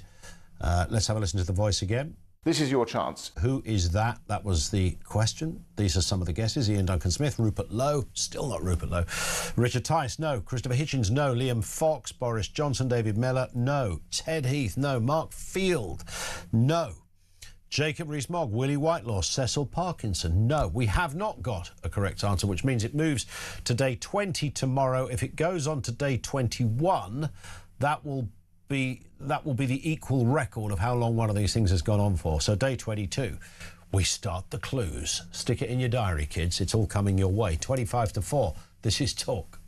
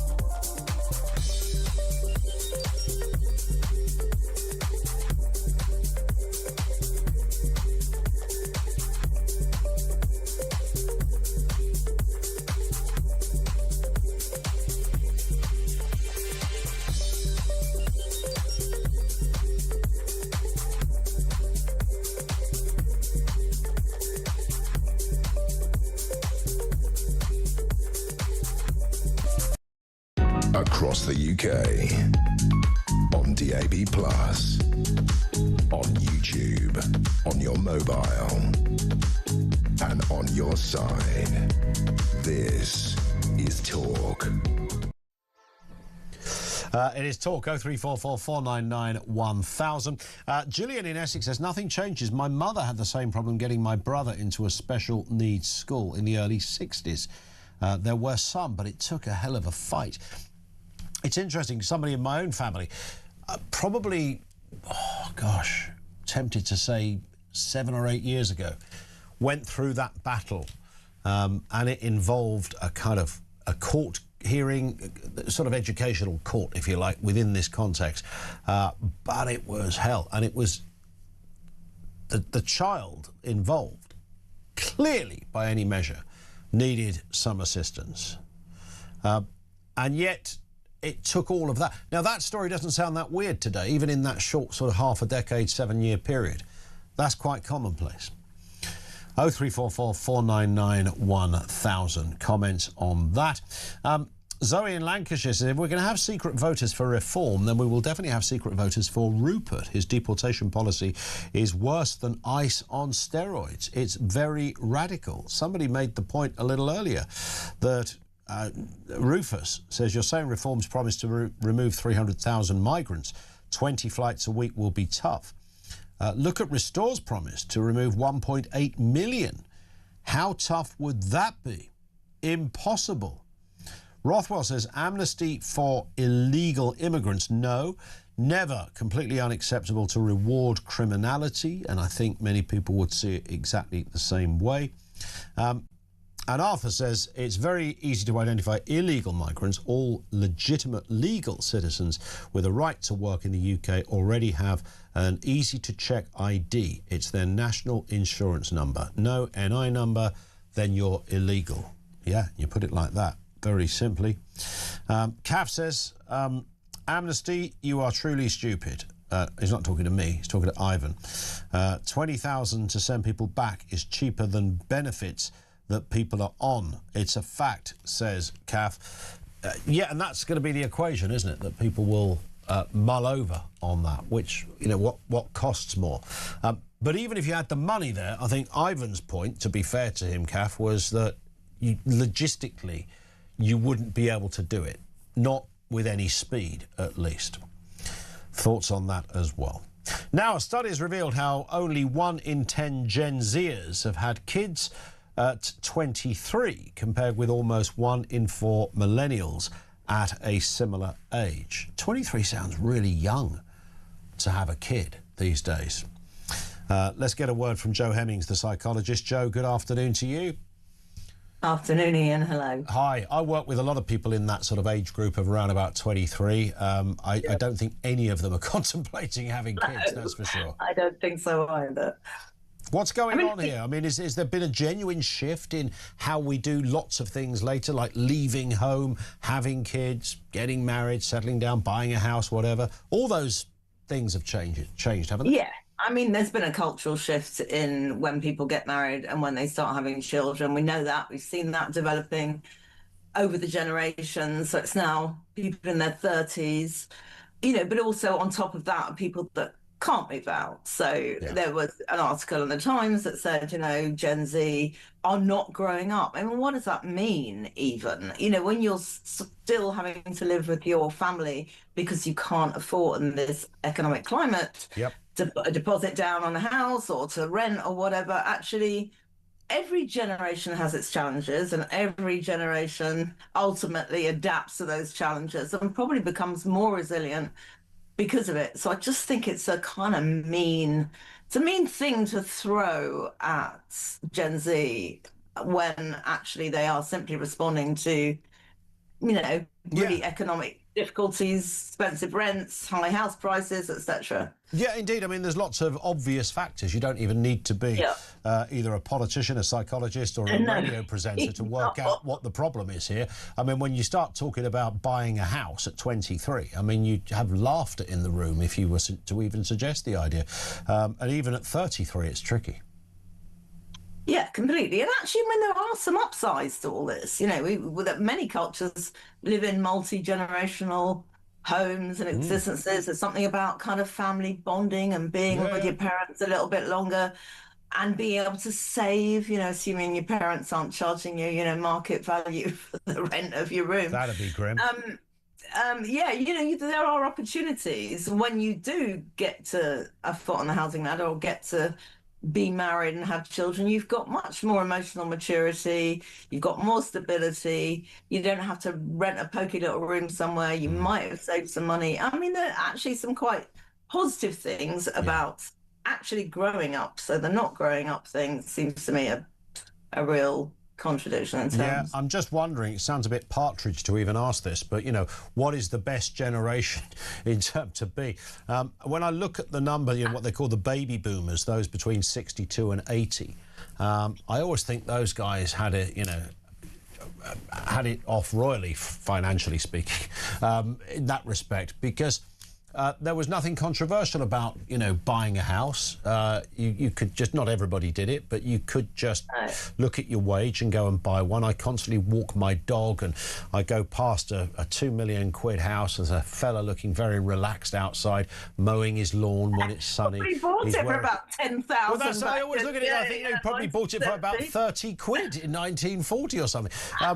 But you know, there was that generation, and then of course the Generation X, which is my generation. Even there, it wasn't controversial really to buy a house. When I first bought a house, it was only controversial because I just couldn't believe I'd bought a house, and neither could my mates. That was I was 28, I think, at the time, and that just my mates go, well, you bought a house, a bit weird, isn't it? But nobody said, oh, you bought a house, how are you going to afford that? Yeah. I know. Look, in that way, it's really changed. I think it's really tough. Yeah. And if you do manage to leave home, you're probably, you know, on a high rent somewhere, and, you know, your money's not going anywhere. You're not accruing anything because you're spending it on rent. Yep. And it's difficult to save for a home. So actually living with your parents at home is probably the most sensible thing you can do to grow up and to get to in a position where you have at least some chance of getting that foot on the ladder. Yeah. I often wonder if, you know, how sustainable it is to live with your mum and dad, because there's a lot of convenience you could bake into that, because, you know, certainly from a boy's perspective, your mum would probably still do your washing, if you asked her nicely, and arguably your cooking as well. So, I mean, you could kind of turn it around in your head and make it work quite well. It sounds like my life. I mean, I had a couple of boomerang boys, you know, they kind of go off, think they're going to do their own thing, and then they kind of like come back, tail between their legs many times. I didn't mind it. I quite liked it. And then eventually they did kind of manage to move away and be independent. But yeah, I was more into doing their washing and cooking like the second or third time around when they were at home, because I kind of appreciated them more. They're a little bit more grown up. We had a better relationship. But that's not the same for all families, of course. And they became more expensive, of course, for me, because I was then didn't want to charge them rent, didn't want to charge them for utilities or whatever. Yeah. And I was buying their food. So it was kind of win-win for them. And absolutely. I love it. Listen, Joe, thank you for coming on with us. Appreciate it. Joe Hemming, psychologist, on that interesting story about what you do at different sort of ages. Is that still a thing? If you live at your mum and dad's, Finn, I'm going to ask you this. Finn's our producer I'm speaking to. You won't be able to hear him, but he's speaking in my ear, okay? He recently decided that him and his friends would... all right, a year ago it was, he just said. So a year ago, he decided they were going to branch out and, you know, get a place together. And they have a good time and they love it. And mostly it works really well. Anyway, the point I was going to ask you, Finn, was this. When you lived at home with your mum and dad, did you have to pay? He did have to pay. Not normal rent values, though, because that would have been extortionate. So that is still a thing, is it? And that's fair enough, right? Because you're not meant to be a scrounger. You're an adult. You're a part of the family, but you're an adult and you're working. But he only had to do it once he got a full-time job, which at some point we're hoping he will get. But we'll have to wait and see. I can see some benefits. It would have driven me absolutely nuts to carry on living at my mum and dad's. I was only just 18, which was quite young, oddly, even then, to leave home. But it's partly because of I got a job that was away from home, so that was the catalyst for it. And there I was suddenly, and I worked in a job where they supplied food, so you didn't have to cook yourself, but like doing your own washing and ironing and all that kind of stuff.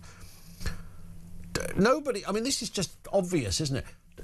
That wasn't a problem. There was a little laundrette that was in the place where I worked. You just took your stuff there and did it, and then you ironed it. And that sounds really obvious, but I'd never actually done that before, and I didn't dwell on the problem or the issue of leaving home. I just looked at it as, right, this is where it all starts.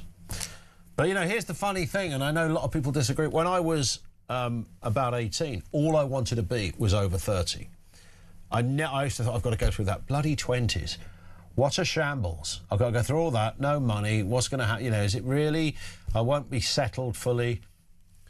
34 sounded like the ultimate age to be. That was the same age when the girlfriend at the time left me. Absolutely crushed I was for about 2 years. So it didn't work out, did it? Natalie is down in London. Natalie, what have you got for us? Good afternoon. Hi there, Ian. How are you? Very good, thank you. What are you thinking? It was to do with the conversation with Sen in school. Yeah. I have twins, and the journey of both my twins has been very different, and both are Sen. My daughter is profoundly deaf and a cochlear implant wearer, and autism. Yep. Her autistic side came out later, which it does tend to do with girls. And my son, I knew he was autistic from the age of 3, but they wouldn't diagnose. He got incredibly bullied, even by the teachers in primary school, and they failed him miserably. So when COVID hit, it was the first time I actually learned about home education. So we went into home education. They didn't go back into school. Yeah. And my daughter wanted to go back to school in senior. My son tried for 2 days and couldn't cope. They wouldn't give him any HCP. I fought for that, failed every time. My daughter got in because she was profoundly deaf. She got her EHCP from the word dot. The school she has gone to has had the worst SEN support, even though they've got a SEN department. They seem very undertrained. Their LSBs are terrible. Their teachers are horrific. They just banned all the SEN kids into one class, even though they're all at different levels, all different SEN needs. Yeah. So then you're totally overlooked. They lose patience if my daughter can't hear them properly, doesn't understand them, because she learnt language very late in life at 9, but she's caught up to think she's doing her GCSEs at the same time as everyone else is, but they don't have any patience. So if she doesn't understand the first time, instead of going, I'll just explain it in a different way, modify it. They just say the same thing over and over, and Oh, going, for God's but I sake. still don't understand. It's quite bizarre that an educationalist would make such a rookie mistake, because I thought, you get to a certain age, you realise just repeating the same thing does not... and yet if you said it in a different way or imparted it in a, more colourful or more illuminating way, then you might get it. But doing the same thing is never going to work, right? And you think it would be obvious, and we have meetings and everything's discussed, agreed, nothing changes. She doesn't... Instead of ramping her support up towards her GCSEs, they've taken the support away because they haven't got enough support. And I'm like, but do you want her to fail? One of her subjects is music. She loves music. But I say to the teacher, you can't teach her like a hearing person, like you wouldn't teach a blind person art the same way as a seeing person. No. She feels music, and she has, you need to make her feel the rhythm.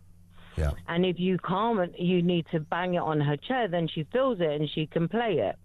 Which I said, if you put most hearing children who have never done music, they probably wouldn't learn it as well as she is. Pretty obvious stuff, you'd think.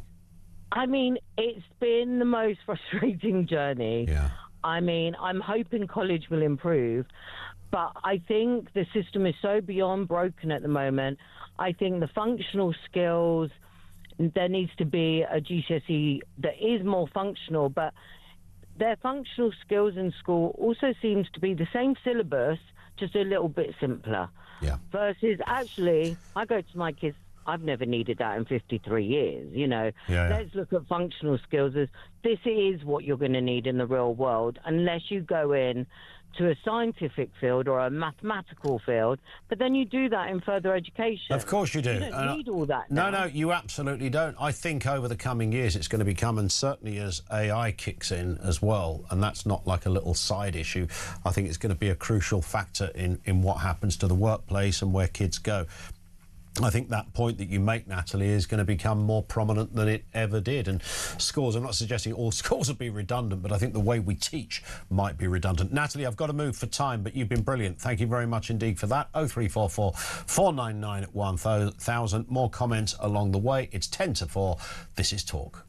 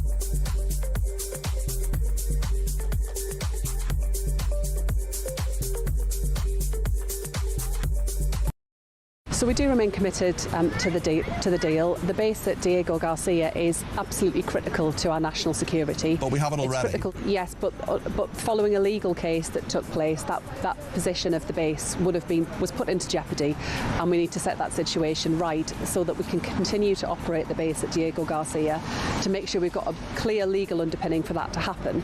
But the base is critical to our national security, both abroad and at home. The actions on that base keep people here in this country safe from harm and safe from nations that would wish to do us ill.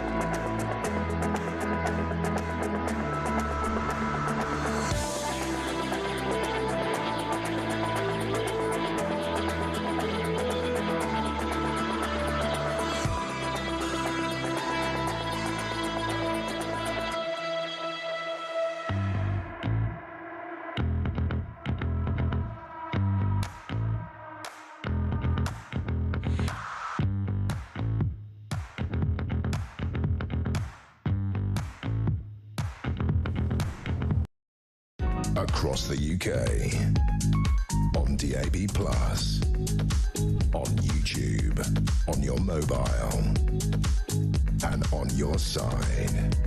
This is Talk. This is Talk. A little bit of breaking news. This may be relevant to some of you. The Prime Minister's ethics watchdog is going to investigate the Cabinet Office Minister Josh Simons, or is that Simons, following claims the Labour Together think tank that he ran before entering government paid for a probe into the background of critical journalists. I don't know if you've been following this story. It is horrendously disturbing to see what was going on here, but we will see. They're going to investigate and find out whether Mr. Simons had done something wrong or not. This comes in from Joe in Saudi, who says, I refuse to listen to this woe is me nonsense of Gen Z.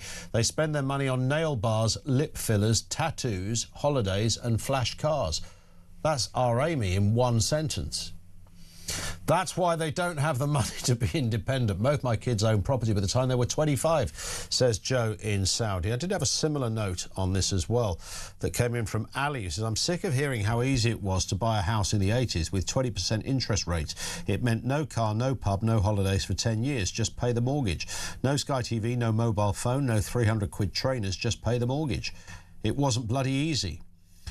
Well, that was the generation before me in that respect, because in the 90s, when I bought a house, I just remember the greatest revelation, and I won't bore you with the whole story of how I ended up buying this house, but I was quite a reasonable way down the line when I realised that my mortgage was going to be cheaper than the rent that I was paying. And I thought, I can't believe that. Genuinely, I had no business knowledge. I wish I had. I'd have bought 5 at the time, frankly, but as we all would have done. But it was that point of realising, wow, this is incredible. It's cheaper than my rent. Quids in, happy days. Justine is in Gravesend. Justine, Christian values, what are your thoughts? Good afternoon. Good afternoon, hi. Yes, my thoughts are, it feels so much more than the religious practice itself about going to church, but about how can Christian values be upheld, how can they exist, can there be compromise, how do Christian values align with the values of other faiths, and is it that Christianity is tolerant, but what about the tolerance of other faiths? And our country is built on Christian tolerance, and so as we find ourselves in this changing religious environment, but is it that that the tolerance is going to fall into decline as our Christian values aren't being lived in the fullest sense? Yeah, but then as many callers have made the point, is that not down to individuals that will decide that they want to? I mean, again, you don't have to go to church to be a Christian, but it kind of, I suppose, to coin the phrase, it sort of helps. Justine, I have to step in there then because we've just hit the clock and the news is upon us. Thank you for raising that. Kevin O'Sullivan is here on the other side of the news. Kev. Hello, Ian. How are you? Good as gold at this end. What's